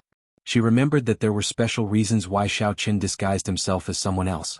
So she realized that she could not expose him directly. Looking at Xiao Chen, who looked completely different, Lu Shuangshuang whispered in surprise, How did you become like this again? Are you on a mission? It's a long story. Xiao Chen sighed and briefly told her what had happened recently. I see. You haven't contacted me for so long. I thought you didn't want me anymore. Lu Shuangshuang lowered her head and said shyly. How could that be? Xiao Chen pinched her cheek with a smile and whispered, If it weren't for the fact that the current matter might involve you, I would have come to you as soon as I returned to Songning. After all, my brother and I haven't seen you for a long time. We really miss you. Which brother of yours? Lu Shuangshuang was stunned. Seeing the evil smile on Xiao Chen's face, she suddenly understood and blushed. She lightly punched Xiao Chen's chest and pouted, "You are so bad. The moment you saw me, you thought of this. Don't you want to?" Xiao Chen teased her a little more. Seeing that it was getting late, he ruffled Lu Shuangshuang's hair and said, "All right, it's getting late. I should go back. It's good that you know it's me. Don't tell anyone, not even Lin." Lu Shuangshuang nodded. "Yes, I will keep this a secret. I'll take my leave first then." Xiao Chen nodded. Lu Shuangshuang hesitated for a while, stepped forward, tiptoed, and kissed Xiao Chen directly on the lips. Although Xiao Chen was stunned, he still kissed her back affectionately at once. The two lingered for a while and Lu Shuangshuang blushed. She looked back every 3 steps and left reluctantly. Qing Minjing watched TV at home for a while. She waited for a long time but Xiao Chen didn't come back. She was a little worried, fearing that something had happened to him. After thinking about it, Qing Minjing simply leaned on the windowsill and looked downstairs. She happened to see the scene of Lu Shuangshuang tiptoeing and kissing Xiao Chen. The young lady was so angry that smoke was coming out of her head. "Well, there really is something going on between you and Lu Shuangshuang. That woman is too shameless. In broad daylight in public she actually dared to take the initiative to kiss him. She must not be a good woman. Humph. Damn Xiao Chen, stinky Xiao Chen. I was worried about whether you were in danger or not. I didn't expect you to be flirting with a girl downstairs. I'm so angry." Qing Minjing grumbled angrily. She felt that she had nowhere to vent her anger. She simply grabbed the pillow that Xiao Chen was sleeping on and punched it a few times. Only then did she feel a little better. After a while, she heard the door open. Xiao Chen came back with a bag of fruits and vegetables. Hearing the door open, Qing Minjing rushed out of the room and glared at him angrily. Her eyes were almost on fire. "Young lady, why do you look like you have a deep grudge? Did the rat steal all the snacks again?" Xiao Chen didn't understand and asked doubtfully. Last time, Qing Minjing secretly hid a few bags of snacks. In the end, before she started eating, all the snacks were stolen by the rats that slipped in. Xiao Chen thought that the rats came to visit again. He was still puzzled. Could it be that the rat poison that he bought before didn't work? "Xiao Chen, where did you go just now? Why did you come back so late? Tell me the truth." Qing Minjing frowned and asked angrily. "Didn't I tell you just now? I went to buy some fruits and vegetables for you. Tonight we will make a fruit and vegetable salad." Xiao Chen scratched his head and answered with a confused face. Did the young lady's memory start to deteriorate so early? He had clearly told her before he went upstairs. "Really? You just went to buy some things? You didn't do anything else behind my back?" Qing Minjing narrowed her eyes dangerously and asked word by word. "Yes." Xiao Chen innocently raised the bag full of fruits and vegetables in his hand and shook it. He wondered, "Is there something wrong with your eyes? Can't you see the big bag in my hand?" "There's something wrong with your eyes. What stupid fruit and vegetable salad. I don't want to eat it. You can eat it yourself." Qing Minjing snorted heavily and said in her heart, "Xiao Chen, you big bastard. You were kissed by Lu Shuangshuang in public. You did something wrong but you still dare to be so self-righteous. You really don't put me in your eyes at all. Young lady, what's wrong with you? I just went out for a long time. You don't have to be so angry." Before Xiao Chen could finish, Qing Minjing impatiently covered her ears, as if she didn't want to listen to his explanation. "Liar. You are a big liar."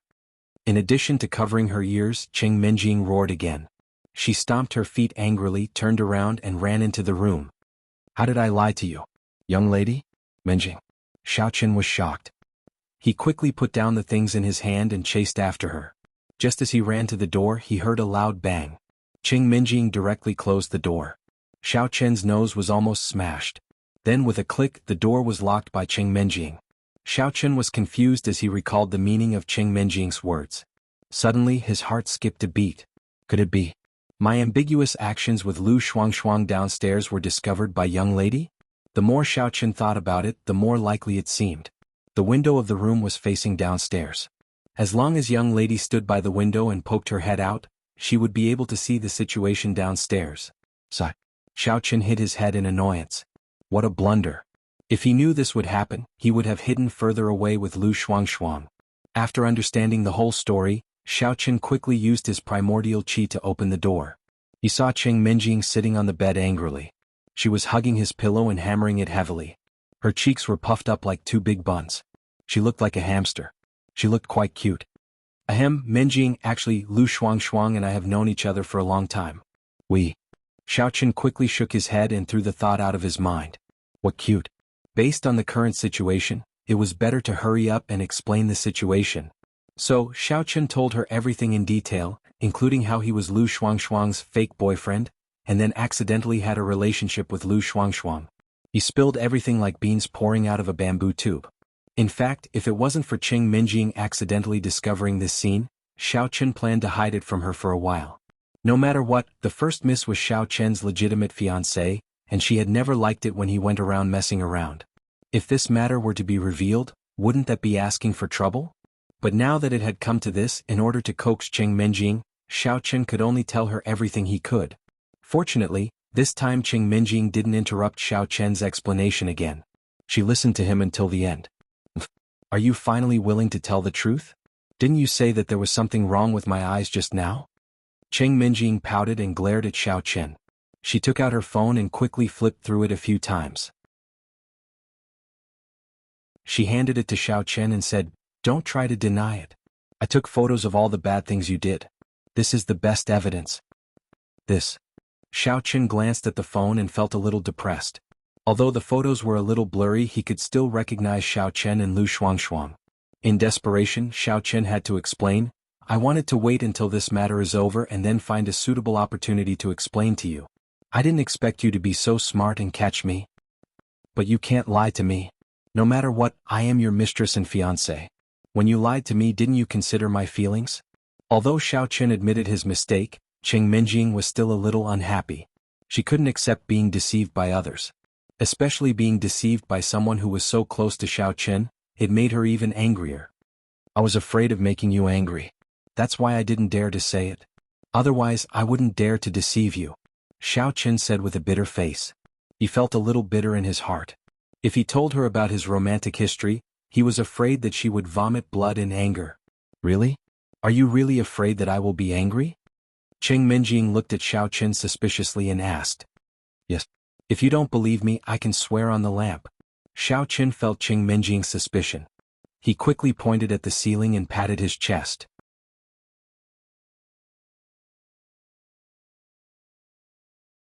Chapter 880. Alright then. I'll reluctantly forgive you. You don't have to make such an old-fashioned oath. Just don't keep trying to hide it from me in the future. Cheng Minjing's expression relaxed. She nodded, and her expression wasn't as ugly as before. She put down the pillow in her hand and took the phone from Xiaochen's hand to play with it. "I won't anymore. Alright, are you hungry? I'll go make some fruit and vegetables for you to eat now." Xiaochen politely rolled up his sleeves and walked towards the kitchen. He secretly heaved a sigh of relief. He originally thought that Cheng Minjing would make a fuss for a while. He didn't expect her to be appeased with just a few words. Cheng Minjing lowered her head and played with it for a while. Suddenly she remembered something.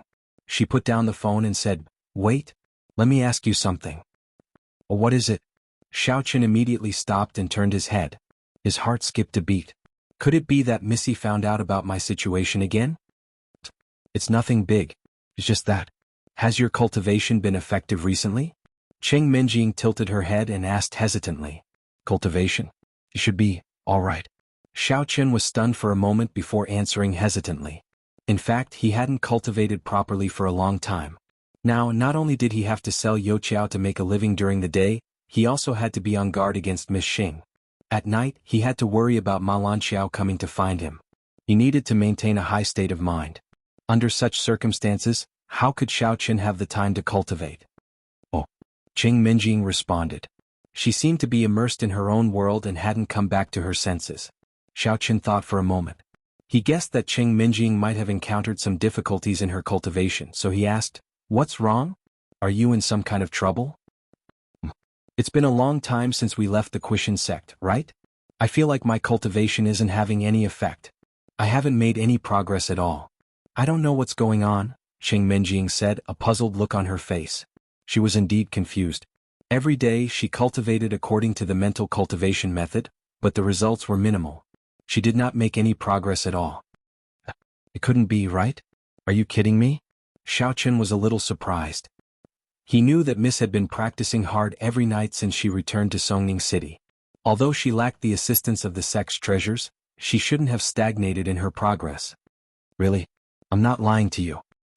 I'm still at the first level of Devil Master. Cheng Menjing lowered her head and said weakly.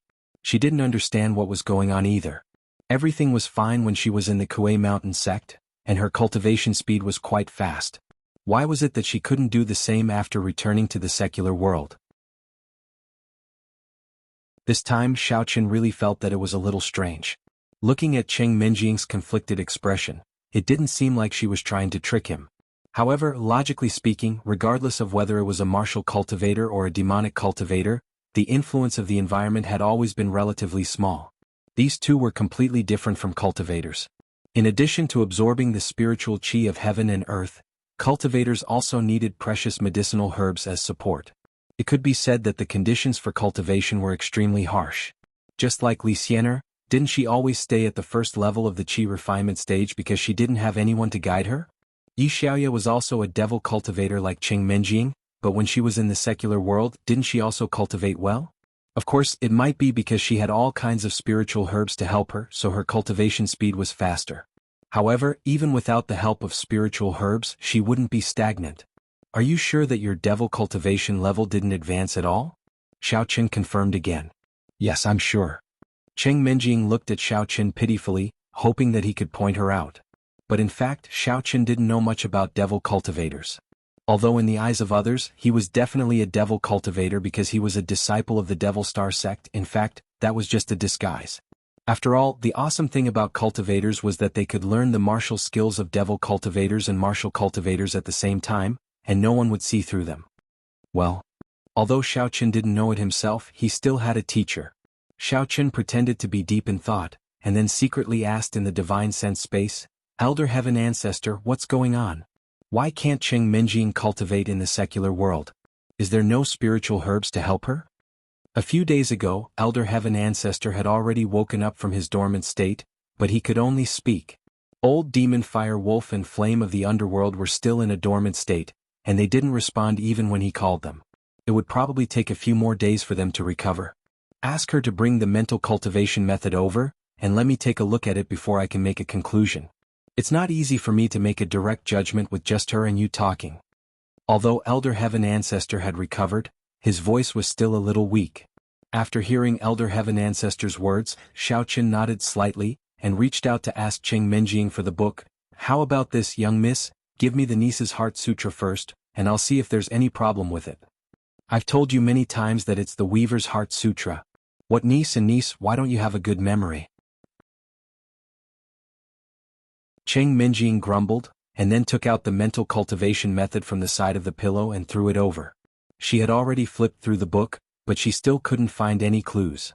Now she could only rely on Xiaochen. Xiaochen didn't answer and instead took the book and flipped through it, pretending to read it himself, but in reality he was showing it to Elder Heaven Ancestor in his consciousness space.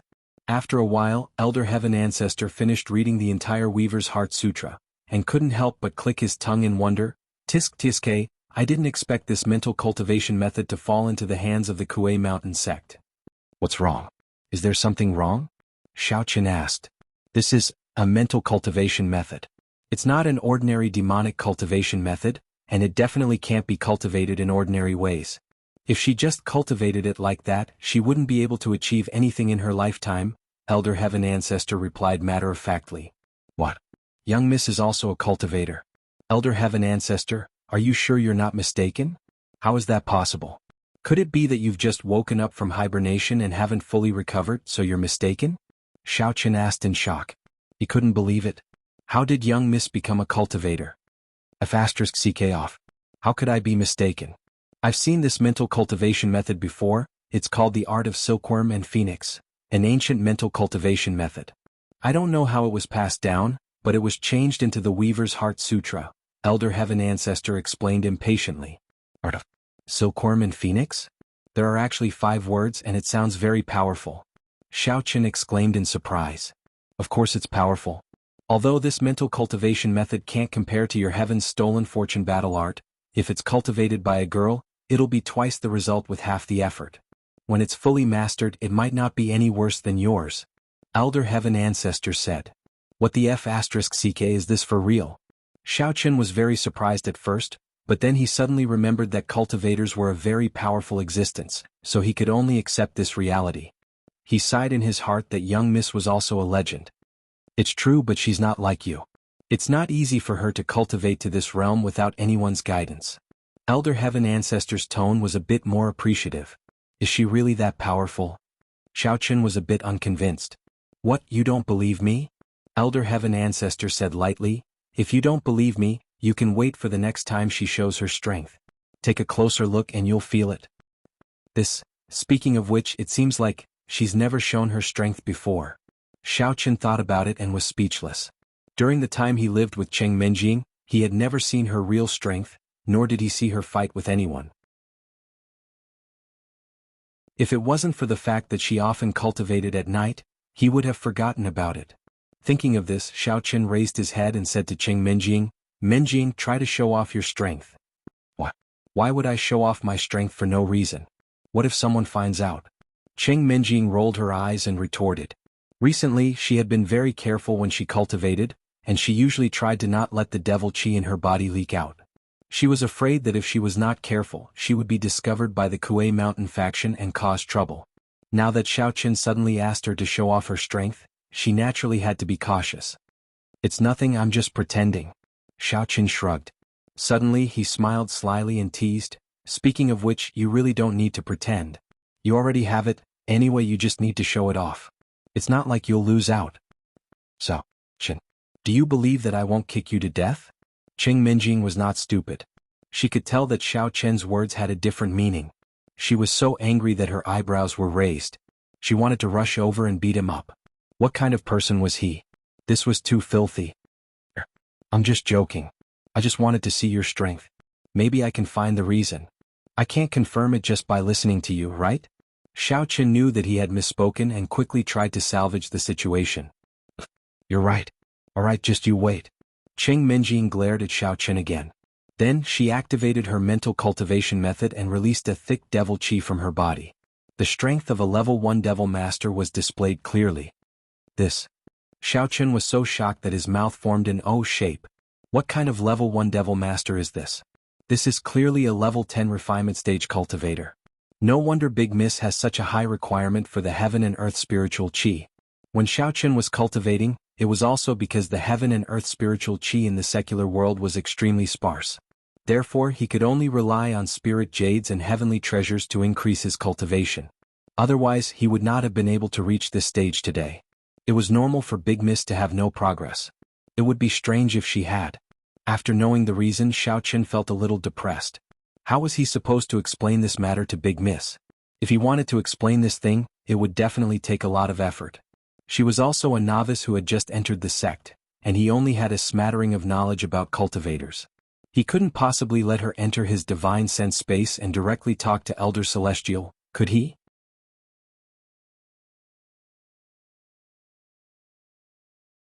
Chapter 881. Xiao Chen, what are you thinking about? Is it that difficult to solve my cultivation problem? Could it be that something has happened? Cheng Menjing looked at Xiao Chen frowning and thinking hard. She couldn't help but ask. She felt a little uneasy. What's wrong? Is there something wrong with my cultivation method? Sigh. Well, it's actually like this. Xiao Chen pondered for a while.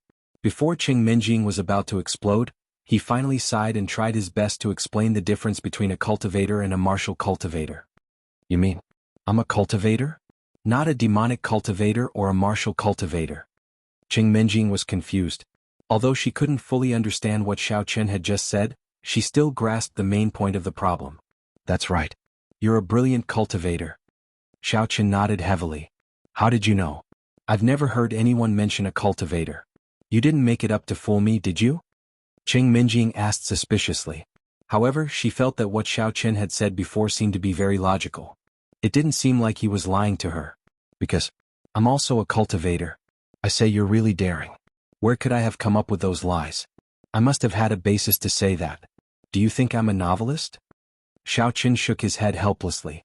How could such a meticulous cultivation logic be made up? What? You too? Cheng Menjing was stunned and looked at Xiao Chen in disbelief. However, she suddenly recalled that Xiao Qin seemed to have been constantly drinking medicine and training since he was kicked out of the Xiao family and moved into her villa. Later, he would encounter all kinds of dangerous situations from time to time. He was not willing to help her, but it seemed that he could escape successfully every time. Recalling this, Qing Minjing finally believed his words a little. Yeah. Otherwise, how could a good-for-nothing young master like me be able to kill so many people in such a short time? I can even trample on those troublemakers until they piss their pants in terror, Xiao Qin said with a chuckle. If he hadn't been saved by the Elder Heaven Ancestor by chance, perhaps he would have been killed by Chao Yuliang and the others. Does that mean that I can have those magical abilities just like you? Happiness came too suddenly. Qing Minjing couldn't accept it for a while and asked doubtfully. Well, I can teach you some special abilities of cultivators. Since you are a cultivator, you should be able to learn them very quickly, Xiao Qin said with a smile. Next, Xiao Qin told Qing Minjing how to transform, how to use the simple fireball technique and so on. However, when these skills were used by the young miss, they basically didn't have any lethality. After all, her strength was still too low. At most, she could only light a fire and wash her hands. At the beginning, Qing Minjing was worried that the fireball technique would burn her hands. Due to her nervousness, she couldn't successfully activate it several times. However, after Xiao Qin personally demonstrated it to her, her psychological barrier gradually decreased. Slowly, she was able to successfully activate the fireball technique. However, the weak flame was probably only enough to light a cigarette. As for the transformation, the young miss had no problem. After a few tries, she succeeded. However, with her strength, she couldn't maintain her appearance for a long time. Otherwise, the energy in her body would be exhausted very quickly. After learning the new ability, Qing Minjing couldn't help but be surprised and happy. This time, she really believed that she was a cultivator. There were probably only a few in the entire Great Xia Kingdom who had such a rare and powerful existence. However, after being happy, Qing Minjing began to worry again. Her identity might be incredible, but it would be a waste if she couldn't increase her strength. In the past, when she was in the Kuei Mountain sect, not only was the heaven and earth energy abundant, but there were also plenty of treasures. There was no need to worry about the progress of cultivation. Now in Songning City, even living was a problem. She had to live in fear every day, let alone buying those expensive herbs for cultivation. Xiao Qin was also very distressed. Even though he knew that the young miss was a cultivator, he didn't have the money to buy the herbs for her cultivation. Back then, he had to spend 1 or 2 million just to buy a set of herbs, and that was after the discount. The tens of thousands of yuan that he scammed was not even comparable to a drizzle. It wasn't enough to do anything. Apart from the herbs, the most essential thing on the path of cultivation was the spirit jade that could be used to assist cultivation. Xiao Qin didn't forget that he had racked his brains to find a piece of spirit jade previously. There was no place to look for it now. However, if he could go to Little Hong's medicine store, he could use his identity to get some free herbs. But in this way, Xiao Qin's original appearance would have to be restored. He didn't want to expose his identity so quickly. After all, the person in the medicine store wasn't Hongzhu and was only a stranger to him. Who knew if he could keep his mouth shut? It was better to be cautious. At the thought of this, Xiao Qin missed Hongzhu and wondered how she was doing recently. After she left in a hurry, the two of them hadn't seen each other again. He vaguely heard that the Hong family seemed to have some problems, but he didn't know if she had solved it. In fact, Xiao Qin thought of a way, which was to secretly borrow some money from Xia Zhili and make a trip to the Hakanamada desert. There were countless desert hermit scorpions there. If he could stay there for a period of time, not only would he be able to obtain spirit stones for the young miss cultivation, but he could also earn a lot of living expenses. However, the risk factor of this action was too high. Xiao Qin didn't mind it, but he couldn't leave the young miss alone in Songning City. It would be terrible if she ran into trouble when she left. He couldn't think of a suitable way for the time being. In desperation, Xiao Qin could only helplessly ask for help from the Elder Heaven Ancestor. Elder Heaven Ancestor, what should I do? I have no money and no spirit stones now. How can I let the young miss cultivation speed catch up? Isn't it simple? The Elder Heaven Ancestor said with contempt. Elder Heaven Ancestor, you have a way? Sure enough, Master is more powerful. Tell me quickly. Xiao Qin was overjoyed and quickly asked. The two of you can do dual cultivation. The Elder Heaven Ancestor said matter-of-factly, since both of you are cultivators, the speed of dual cultivation will definitely be fast. It will be much faster than when you and Yi Xiaoya practiced dual cultivation. Dual cultivation? Xiao Chen was shocked, and he immediately recalled the charming scene of him dual cultivating with Yi Xiaoye at that time. As he looked at the lovely and moving eldest young miss before him, he instantly let his imagination run wild and blurted out, "Eldest young miss, I've thought of a good idea. We can dual cultivate. In this way you can upgrade your level very quickly." "How do we do it? Just like you and Yi Xiaoye?" Qing Minjing was stunned and asked with a red face. Although she was eager to improve her strength, she hadn't thought about further development with Xiao Chen. Does this Xiao Chen have an ulterior motive? Well, dual cultivation is actually very simple. After Yi Xiaoye practiced dual cultivation with me, she upgraded faster than taking an elevator. You're definitely better than her. Xiao Chen nodded with a smile. I don't want to. I'm just your fiancé. Don't dream of having a relationship beyond friendship with me before we get married. I'm not as shameless as Yi Xiaoye. Seeing Xiao Chen's wretched smile, Qing Minjing was sure that this guy definitely had bad intentions, so she immediately rejected him. No, dual cultivation isn't actually that. You're thinking too much. Dual cultivation means? Xiao Chen rubbed his nose awkwardly and gave a simple explanation of the concept of dual cultivation. Of course, Xiao Chen thought that if young miss was really willing to do that with him, maybe she would upgrade faster, like sitting on a rocket. But since she didn't have this idea, there was no need for Xiao Chen to say it.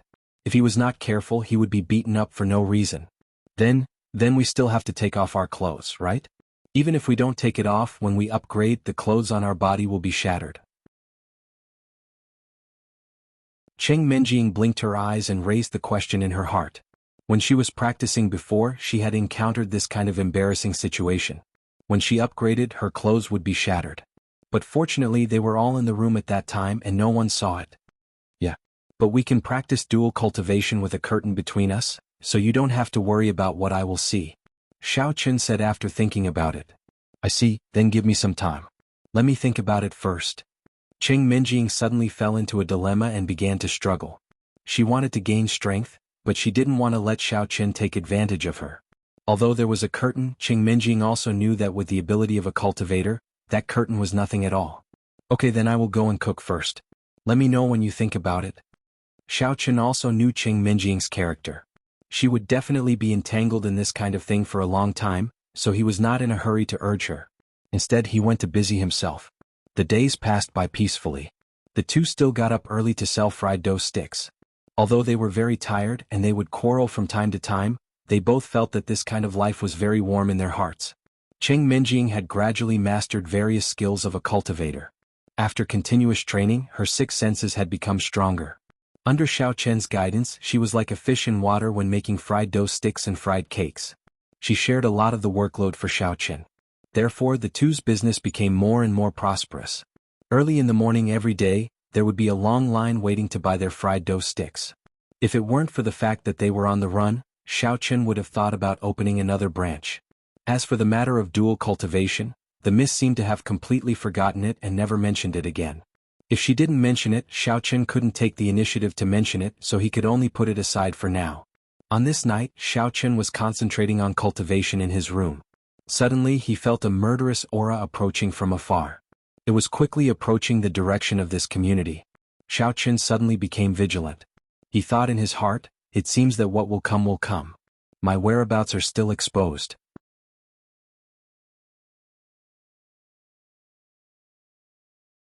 Chapter 882. But what puzzled Xiao Chen was, how did Ma Peizha find him? Logically speaking, it shouldn't be Miss Xing who snitched on him. Otherwise, Ma Peizha would have come to kill him long ago. But apart from her, who else in Songning City knew that he was selling fried dough sticks in the morning market street and living in Tang Tang's house? It was even more impossible for Lu Shuangshuang. They hadn't seen each other since the last time they parted. Even if they followed the vine to the melon, the vine would have been rotten long ago. Xiao Chen was puzzled. In fact, Ma Baobao had been staying in Songning City all this time. He had been looking for Xiao Chen like crazy, but he still couldn't find him. He had almost turned the entire Songning City upside down. In the end, after searching for a long time, one of his disciples finally found some connections in the warrior guild and found out about some of Xiao Chen's experiences after he fell from grace. The news was relayed to headmaster Ma Peizha. Only then did he recall what Red Hair said before and finally locked on to Tang Tang's house. After confirming Xiao Chen's whereabouts, Ma Peizha brought his disciples and rushed to the neighborhood near the morning market street overnight. He went straight to the place where Xiao Chen lived and was ready to catch him in one fell swoop.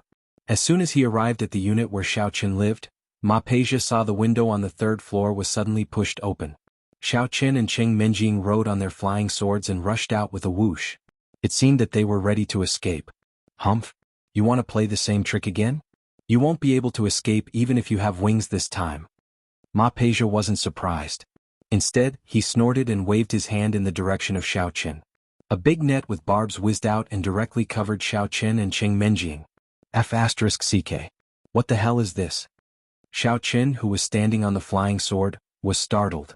Before he could react, he was covered tightly by the net. He wanted to struggle free, but he didn't expect that there were countless barbs stuck to the net. They firmly hooked onto his clothes, making it impossible for him to break free. Just the fact that the barbs had hooked onto his clothes was secondary. The key was that when Xiao Chen's skin was pierced by the barbs, he immediately felt his entire body tremble. The surface of his skin was instantly paralyzed, and he could not even circulate his primordial qi. Unable to control the flying swords, the two of them instantly lost their balance and fell from the sky, falling straight down the stairs. Ah, Xiao Chen. Quickly think of a way. Cheng Menjing screamed, her voice trembling. Although she also knew that as a cultivator, falling from the third floor wouldn't be a problem, it was still the first time for her to directly face such a big crisis, so she was a little scared. Bang. Before Xiao Chen could reply, he and Cheng Menjing fell to the ground with a loud thud. Fortunately, their cultivation wasn't weak, so it wasn't a big deal. As they didn't have primordial qi to protect their bodies, although Xiao Chen and Cheng Menjing weren't seriously injured, they were still shaken to the point that they were dizzy. Ugh! Cheng Menjing groaned in pain. She opened her eyes slightly and realized that she wasn't injured at all. Slightly surprised, Cheng Menjing quickly felt that the bottom of her body seemed to be soft, not like the ground. Only after taking a closer look did she realize that Xiao Chen had protected her in his arms, using his body as a cushion to protect her. That was why she was safe and unscathed. Thinking of this, Cheng Menjing was a little worried and a little touched. She wanted to struggle to stand up, but the moment she moved, she touched a few wounds on Xiao Chen's body. Xiao Chen couldn't bear it and cried out in pain, "Ouch! Xiao Chen, how are you?" Cheng Menjing was shocked. She wanted to climb down from Xiao Chen's body, but she didn't dare to move too much. She looked around and saw that the net that trapped them was stuck with many sharp barbs. She panicked and didn't know what to do. "Menjing, don't be nervous, I'm fine. Think of a way to get rid of this net first, but the barbs on it seem a little strange. Be careful, don't get pricked." Xiao Chen gritted his teeth and endured the pain. He tried to circulate his primordial qi, but found that something seemed to have invaded his body, paralyzing several meridians, and his primordial qi couldn't circulate smoothly. "Okay, I'll try. But this net is so strange." Cheng Menjing tried to tear the net apart, but she felt that not only was she unable to open it, but it was also getting tighter. Moreover, there was a lot of mucus on the net that stuck her fingers and she couldn't exert any strength at all. Ah! Don't waste your effort, this is an inescapable net weaved by the ancient spider spirit beast. You can't get rid of it. As for the barbs, I specially asked the craftsman to add them. I also smeared a poison that can paralyze a cultivator for a short period of time, and block the devil qi in the body. Even a Daluo Golden Immortal can't do anything about it. Ma Wuxia said proudly. In order to deal with Xiao Chen's untraceable flying sword, Ma Wuxia had gone all out this time. He took out the sect's only ancient divine weapon. I can't believe that the sect leader of the Kuei Mountain sect would use such despicable methods. You're even more shameless than me. Xiao Chen didn't seem to be moved, but he was very anxious. He could only ask the heavens, no, Elder Heaven Ancestor, for help. Elder Heaven Ancestor. Quick, help me think of a way to break this inescapable net. Tisk tsk. Now that your primordial qi is paralyzed, you can't do anything. Also, Nethery is in a dormant state, or she could have burned the net. Elder Heaven Ancestor was not as anxious as Xiao Chen. Instead, he said leisurely, "Who asked you to be so impulsive, wanting to kill that Ma Wuxia? Look, you've gotten yourself into big trouble now, haven't you?" *CK. Do you think I want to? Stop making sarcastic remarks. That Ma Wuxia has already heated up his lunch, waiting for me to collect it. You don't want to see your disciple get beaten to death, do you? Xiao Chen was a little helpless. At this critical moment, Elder Heaven Ancestor still had the time to joke. I say, Xiao Chen, you don't seem to understand. Although you can't use your primordial chi, your fiancé can. Why don't you just let her use a fireball technique to burn the net? However, with her level of cultivation, it will take a little more time. Elder Tian let out a long sigh and said unhurriedly, Holy sh*T, you're clearly messing with me. Where do I have the time to wait for her to burn the net? How about, when Ma Wuxia attacks, you help me take a palm strike? Xiao Chen was anxious. He didn't expect that at this critical moment, Elder Heaven Ancestor would not think about something practical and keep coming up with some stupid ideas. Sure. Elder Heaven Ancestor agreed happily, but then he said, but I haven't recovered to my best condition, and there's no little demon and a nethery to help share the damage. Even if I help you block it, you'll die. F***Seek. Xiao Chen was speechless. He had a glimmer of hope, but Elder Heaven Ancestor extinguished it directly. Depressed, he whispered to Qing Menjing, young lady, I'll distract Ma Wuxia later. You use the fireball technique I taught you as soon as possible to burn this net. Okay, I'll give it a try. Qing Menjing nodded slightly and replied softly. Although Qing Menjing didn't know if she could do it with her strength, she could only do as Xiao Chen said. Xiao Chen, how about it? Have you finished saying your last words to your little lover? I don't have time to wait for you to write your last words. I'll send you down now to be buried with my son. Ma Wuxia was afraid that Xiao Chen would play some tricks again, so he didn't bother to talk to him and directly slapped Xiao Chen. Young lady, now is the time.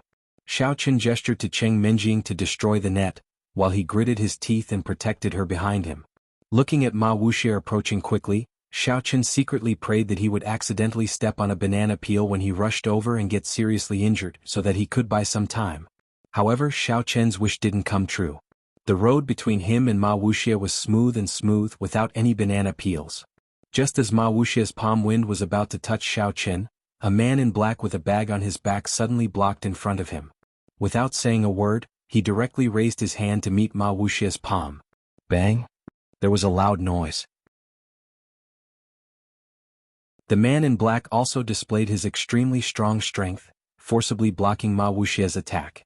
After the two powerful demonic auras collided, it formed a shock wave that spread in all directions. The turbulent airflow sent all the Kuei Mountain sect disciples who were standing at the side to watch the show flying. You're in the great perfection realm of Demon King level 10. Ma Wuxia didn't expect that someone would rush out to stop him. In a panic, his breath was slightly messed up and he was shaken a few steps back. He spat out a mouthful of blood. He stared at the man in black in front of him, his face full of horror. Just now, Ma Wuxia was afraid that Xiao Chen had a backup plan, so he didn't use all his strength in that palm strike. However, the man in black's palm strike had the strength of the great perfection realm of Demon King level 10. Therefore, although the two of them were of the same level, Ma Wuxia was obviously at a disadvantage when their palms collided. However, the man in black didn't feel good either. Although he didn't spit out blood like Ma Wuxia, his internal organs also churned, and he was almost shaken out of place. Who are you? Tell me your name if you have the guts. Sneaking around, what kind of man are you? Ma Wuxia asked with a sullen face. Since he already knew that the other party's strength was the same as his, Ma Wuxia didn't dare to act rashly. I'm the hero bandit who robbed the rich to help the poor, Robin Hood. I hate people like you who bully the weak the most. You actually killed this kind of commoner, so shameless. If you still want to live, then go back obediently. The man in black snorted coldly. Although he couldn't see the man in black's face clearly, Xiao Chen could immediately tell from her voice and figure that this person was no doubt Chick Xing. Her claim of Robin Hood was definitely made up. However, what puzzled Xiao Chen was why Chick Xing would suddenly help him.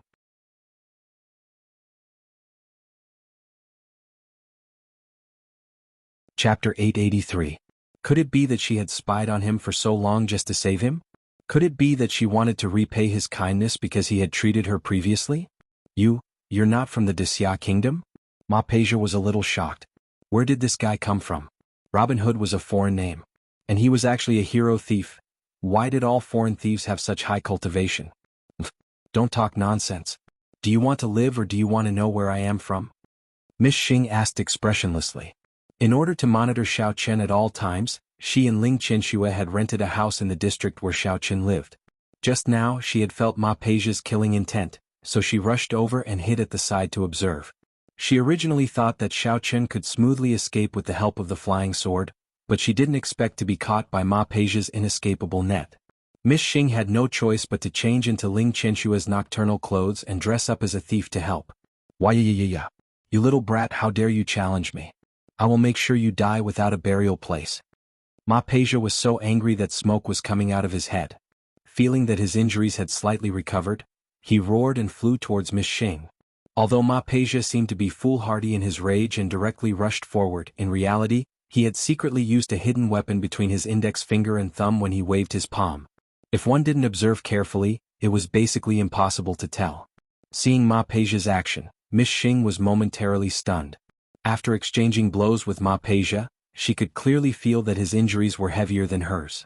She didn't expect him to still dare to take the initiative to attack. Could it be that he has a special recovery technique and has already healed his injuries? But that's not very likely. How could the Kai Tian sect not know what good things the Kuei-shan sect had? Although she was muttering in her heart, Miss Xing's movements did not have the slightest bit of hesitation. She once again struck out towards Ma Peja. But at this moment she suddenly heard Xiao Qin shout from behind, "Lady boy! Don't touch Ma Peja's palm."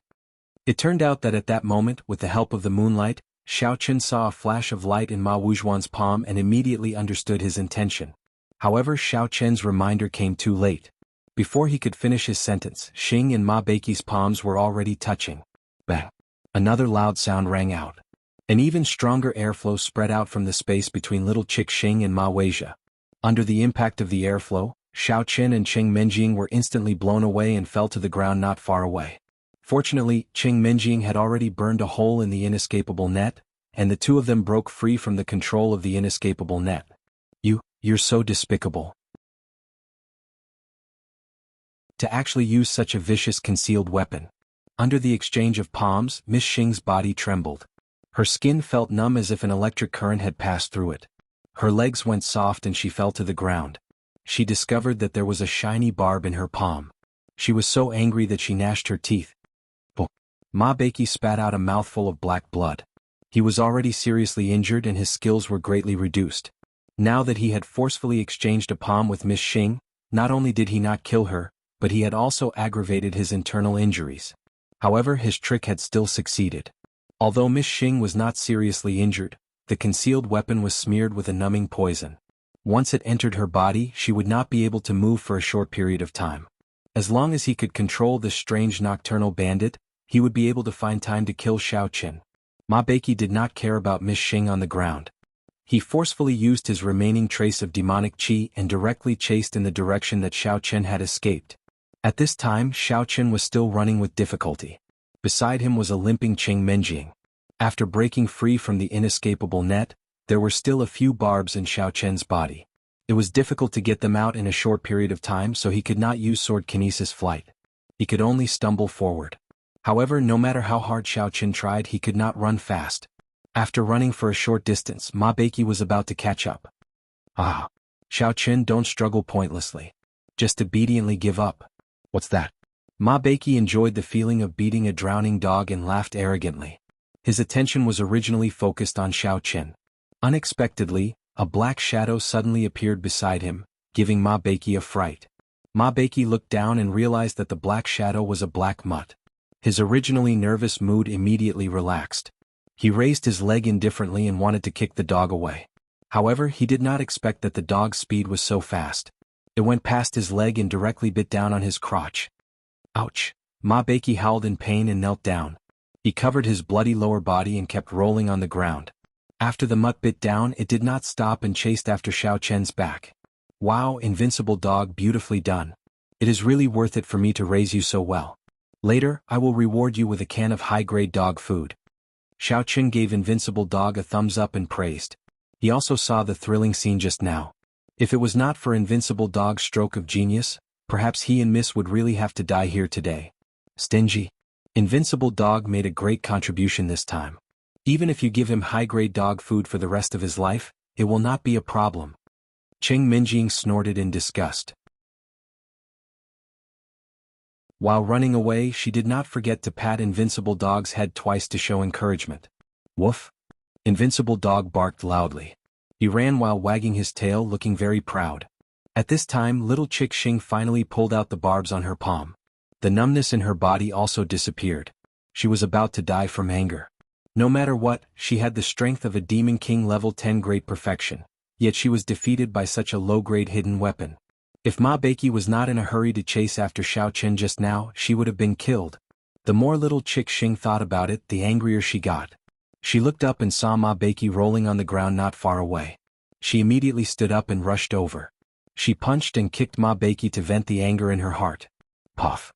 Ma Beiki already had serious internal injuries. In addition, his penis was bitten off by Invincible Dog. At this time he was unable to resist little Chick Xing's storm-like punches and kicks. He was beaten until he vomited blood. He could only protect his head and face and passively take the beating. After beating for a while, little Chick Xing could only stop when she saw Ma Beiki's bruised appearance. She couldn't really kill this guy. Otherwise, she would not be able to explain to Elder Son when she returned. I'm in a good mood today. I'll spare your dog life for now. After beating him up, little Chick Xing's anger was almost gone. She snorted coldly and kicked Ma Beiki again. Then she disappeared into the darkness and chased in the direction where Xiao Qin escaped. Ma Beiki, who was beaten to the face, was extremely depressed. What the F***ck was going on? Not only did he not kill Xiao Qin, but a Demon King level 10 great perfection appeared out of nowhere to oppose him. Moreover, there was also a spiritual beast dog at the peak of Demon Master level 10. When did so many tough things appear in the secular world? Could it be that I went the wrong way and went to the inner martial arts world? In desperation, Ma Beiki could only accept his bad luck. He endured the pain on his body and crawled up with difficulty. He ran back to the Quishan sect overnight to recuperate. He planned to find trouble with Xiao Qin after some time. However, his injuries could be recovered, but Ma Beiki's manly spirit could no longer be restored. He didn't know where Invincible Dog threw the thing it bit off. He couldn't find it after searching for a long time, so he could only leave dejectedly. Xiao Qin, where are we going? Can we no longer sell Youqiao in the future? Cheng Menjing was already standing on the flying sword that Xiao Qin was riding at this time. She held Invincible Dog in her arms and asked with a solemn face. In fact, Cheng Menjing quite missed the days of selling Youqiao. Although she was always tired from waking up early to sleeping late every day, and she always had to worry that she would be seen through, she lived a very fulfilling life. Missy felt that her life seemed to be more stable than before when she didn't have to worry about food and clothing. Now that she couldn't sell Youqiao, she was a little disappointed. She originally wanted to take some time to return to the Cheng family to tell them that she was safe, but she never had the chance to go. She felt very upset, and she didn't know how her father and grandfather were doing recently. Let's go hide in Lan City first. Ma Beiki is seriously injured, so he can't do anything to us for the time being. However, we can't let our guard down either. It'll be too dangerous if we stay in Songning City, Xiao Qin replied calmly, but he was thinking about something else. Xiao Qin was a little surprised by Miss Xing's help. Awakening Sect was obviously the backer of the Kuei Mountain Sect in the martial arts world. She should have joined forces with Ma Beiki to deal with him. In the end, not only did she not help, but she blocked the attack for him and even injured the other party. What kind of inside story was hidden in this? But, we don't even have a place to stay when we go to Lan City. We only have tens of thousands of yuan left. How are we going to sustain ourselves? Cheng Menjing asked worriedly. Now that their only source of income had been cut off, would they have to rely on begging to survive from now on? Let's take it one step at a time. If it really doesn't work, I'll use the money to start a small business. Don't worry, Missy. As long as I'm here, I won't let you go hungry. Xiao Qin smiled bitterly and shook his head. When he was in dire straits, he couldn't even afford a bowl of noodles, but didn't he still make it through?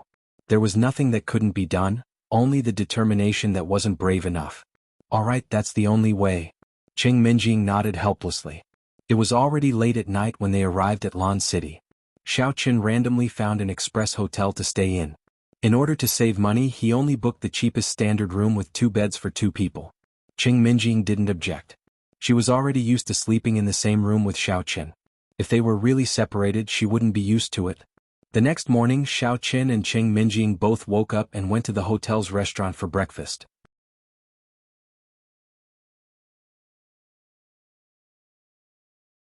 Chapter 884. During the meal, the two noticed many parents checking into hotels with their children. From their conversation, they could tell that these people were obviously going to report to the nearby Lan City University. Looking at the excited students, Cheng Menjing suddenly remembered that it was time for the start of university.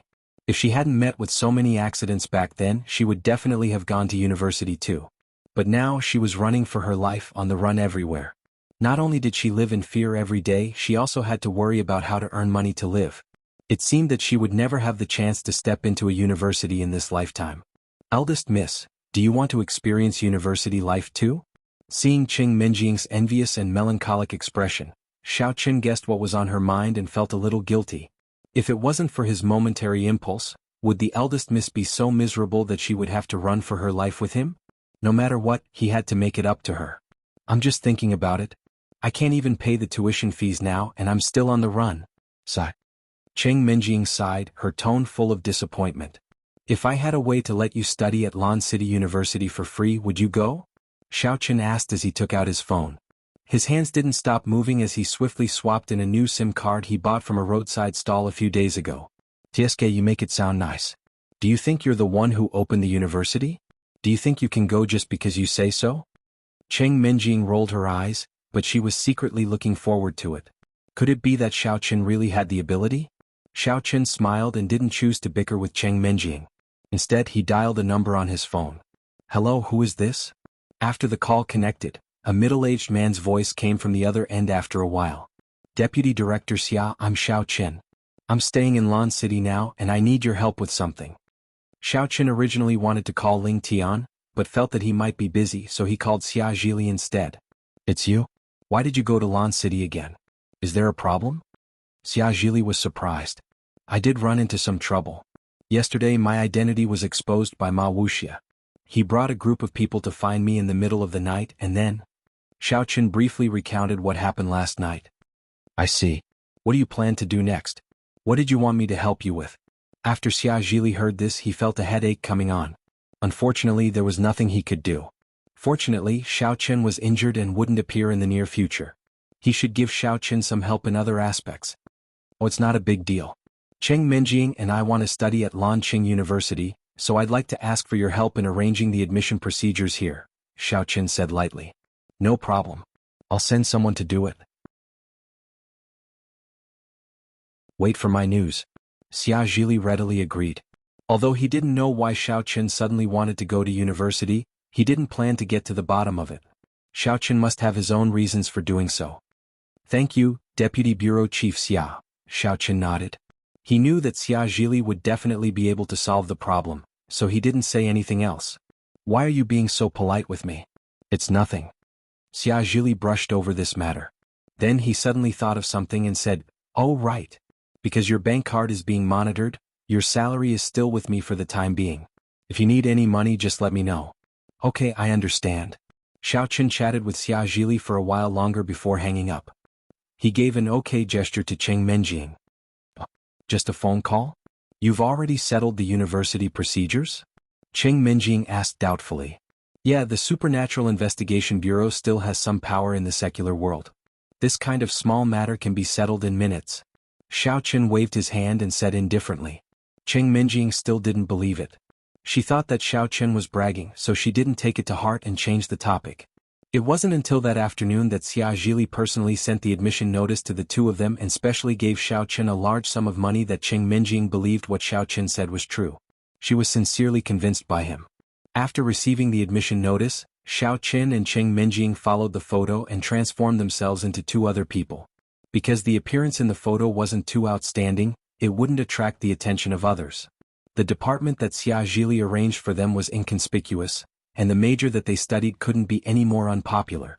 This was also because Xia Zhili was afraid that they would be too ostentatious, so he deliberately made it more low-key. Department of Archaeology. Ancient Martial Arts Research Major?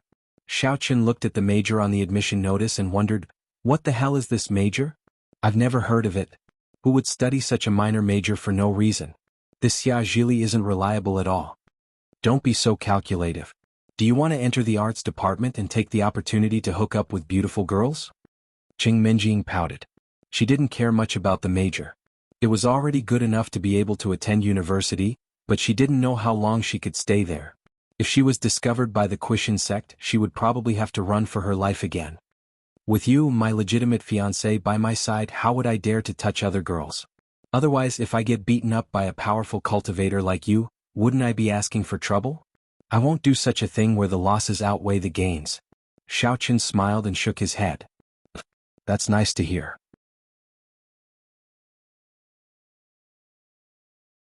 Didn't you flirt with Lu Shuangshuang in front of me before? Now you're serious. Although Qing Minjing didn't sound very happy, she was very happy in her heart. It seemed that Xiao Chen still placed her in a very important position. How would I know that you were watching from upstairs? Xiao Chen touched his nose and muttered. Qing Minjing glared at him and snatched the admission notice from his hand. Oh yeah, I have to change our names. It'll be easier to call each other in the future so that we won't be noticed. Xiao Chen didn't object. After Qing Minjing finished writing, he looked over and saw that his name was written Xiao Yi, and the lady's name was Qing Yao Yao. Looking at the name change notice, Qing Minjing nodded in satisfaction and handed it to Xiao Chen. Take it. Remember, if someone calls Xiao Yi in the future, don't be in a daze. It'll be troublesome if you accidentally expose yourself. Yes, Miss Qing Yao Yao, Xiao Chen said helplessly. However, this admission notice was special. The school didn't have a record and the name could be filled in casually. As long as the Supernatural Investigation Bureau contacted them, it would be fine. What should we do next? It's getting late. It looks like we can only report tomorrow. Qing Minjing looked out the window. The sky was gradually darkening. Why don't we do what we love to do? Xiao Chen was only halfway through his joke when he saw Qing Minjing frowning and glaring at him with an unfriendly expression. He had no choice but to change his words. Let's go to the supermarket to buy some daily necessities. Otherwise, we'll be at a loss when we get to the dormitory. At least you said something reasonable. Qing Minjing snorted and left the hotel with Xiao Chen. They first went to a small restaurant nearby to eat something for dinner. Then they went to a large supermarket next to the restaurant. Since the two of them fled to Lan City overnight, they basically didn't bring anything with them.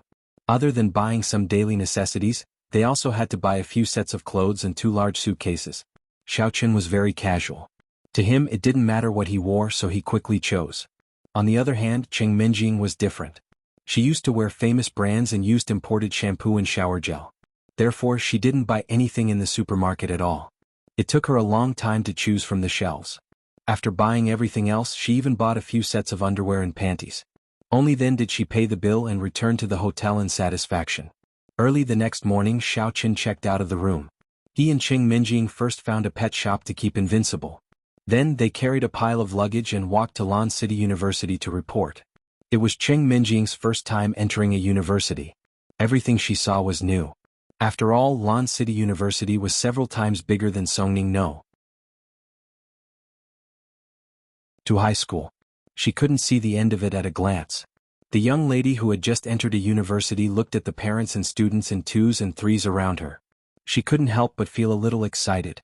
Xiao Chen, on the other hand, led the way in front with a calm expression.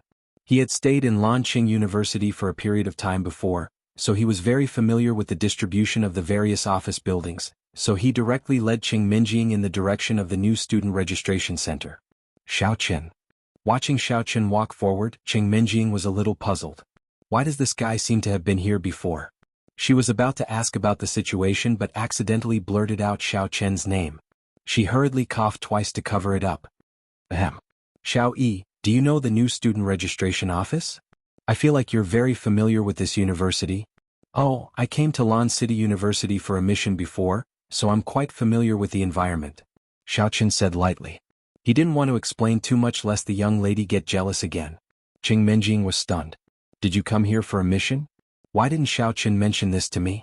Just as she was about to ask more questions, a gentle male voice came over. Beautiful junior, which faculty are you going to? Do you know the way? Why don't you let Senior Ice Cream take you there? Hearing this voice, although Qing Minjing's expression didn't change, she was a little surprised and excited in her heart. She had also heard that there would be a lot of sophomore and junior year students who would take the opportunity to hook up with beautiful girls during the new student registration office. But her current appearance was very ordinary. Why did she encounter such a thing?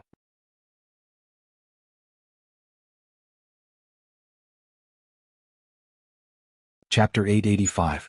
Is it because of her natural beauty? Even if she transforms into another face, it's difficult to conceal her inner elegance?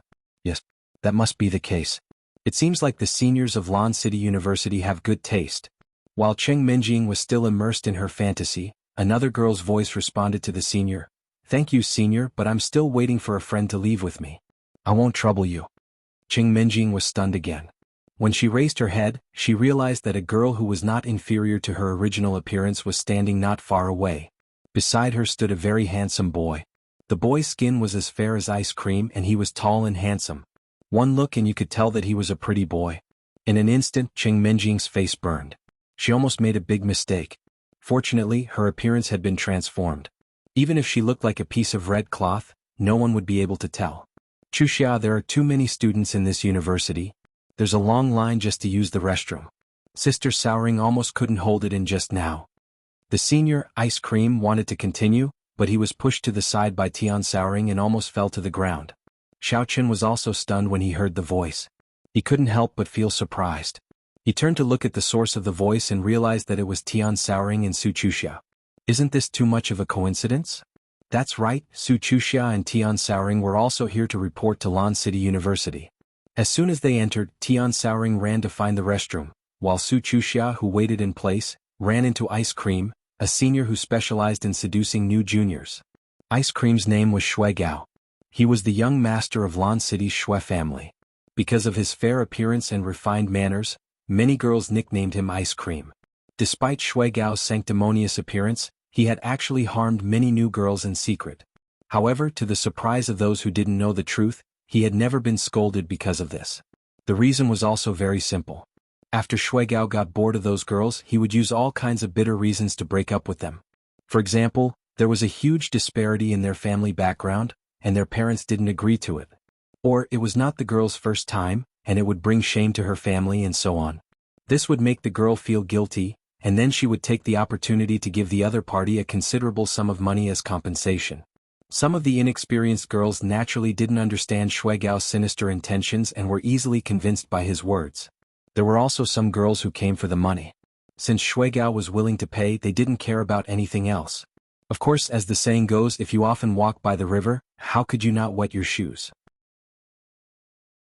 Sometimes there were some girls who really liked Shui Gao, so after they broke up, they refused to accept his money, and they didn't believe his lies.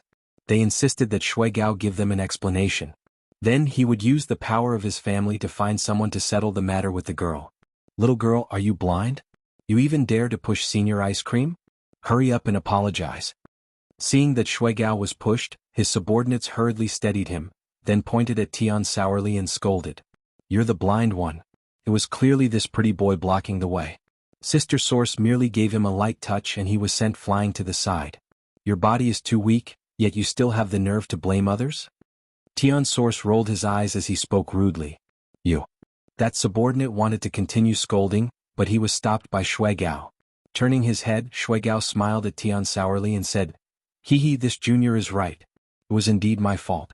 I shouldn't have blocked your way. Senior Ice Cream apologizes to you. The reason why Shui Gao was so tolerant was mainly because Su Chuxia and Tian Suruan were just too beautiful. He had been in Lanqing University for so many years, and other than the campus belle Ling Qinyu, he had never seen a girl of such high quality. Originally he wanted to make a move on Ling Qinyu, but her background was too powerful. Although the Shui family was prestigious in Lan City, they didn't dare to go against the Supernatural Investigation Bureau. As for some traditional techniques to pick up girls such as sending flowers and treating them to meals, Ling Qinyu was completely immune to them. Shui Gao tried for a long time but to no avail. In the end he could only choose to give up. Since you're so sincere, Big Sister Sourly will forgive you. You can kneel and rest. Tian Sourly waved her hand casually, then turned to Su Chuxia and said, Chuxia, have you found the registration counter for the metal material engineering major? Let's hurry up and settle the admission procedures, then go eat. Are you a pig? You just had breakfast and you're hungry again? Su Chuxia glared at her and pointed not far away. There, we'll register over there. Let's move our luggage to the dormitory first, then find the cafeteria to eat. Okay. Let's hurry over. Tian sourly nodded excitedly, then ran over with Su Chuxia, leaving Shui Gao standing there in a daze. He didn't know what to say. By the time he opened his mouth to ask them to stay, the two girls had already run far away. Although Xiaoqun was registering, his ears weren't idle. When he heard that the two girls were applying for the metal material engineering major, he couldn't help but be stunned. Although this major wasn't as unpopular as his major, It wasn't popular either. Moreover, most of the students were male. Didn't the girls usually apply for the literature or art majors? However, after thinking about it carefully, Xiaoqin understood. Su Chuxia must have applied for this major to inherit her father's career. As for Tian Sourly, he was probably just a bystander hanging around Su Chuxia's side. Because Xiaoqin looked different now, after completing the admission procedures, he didn't greet the two girls. Instead, he brought Cheng Minjing to the other side and prepared to register at the archaeology department. Not long after, Su Chuxia and Tian Sourly were also done. The two of them were looking left and right for the female dormitory. Shui Gao, who had been waiting at the back, saw them and immediately went up to them. He smiled innocently and said, "Two beauties, are you done with the admission procedures?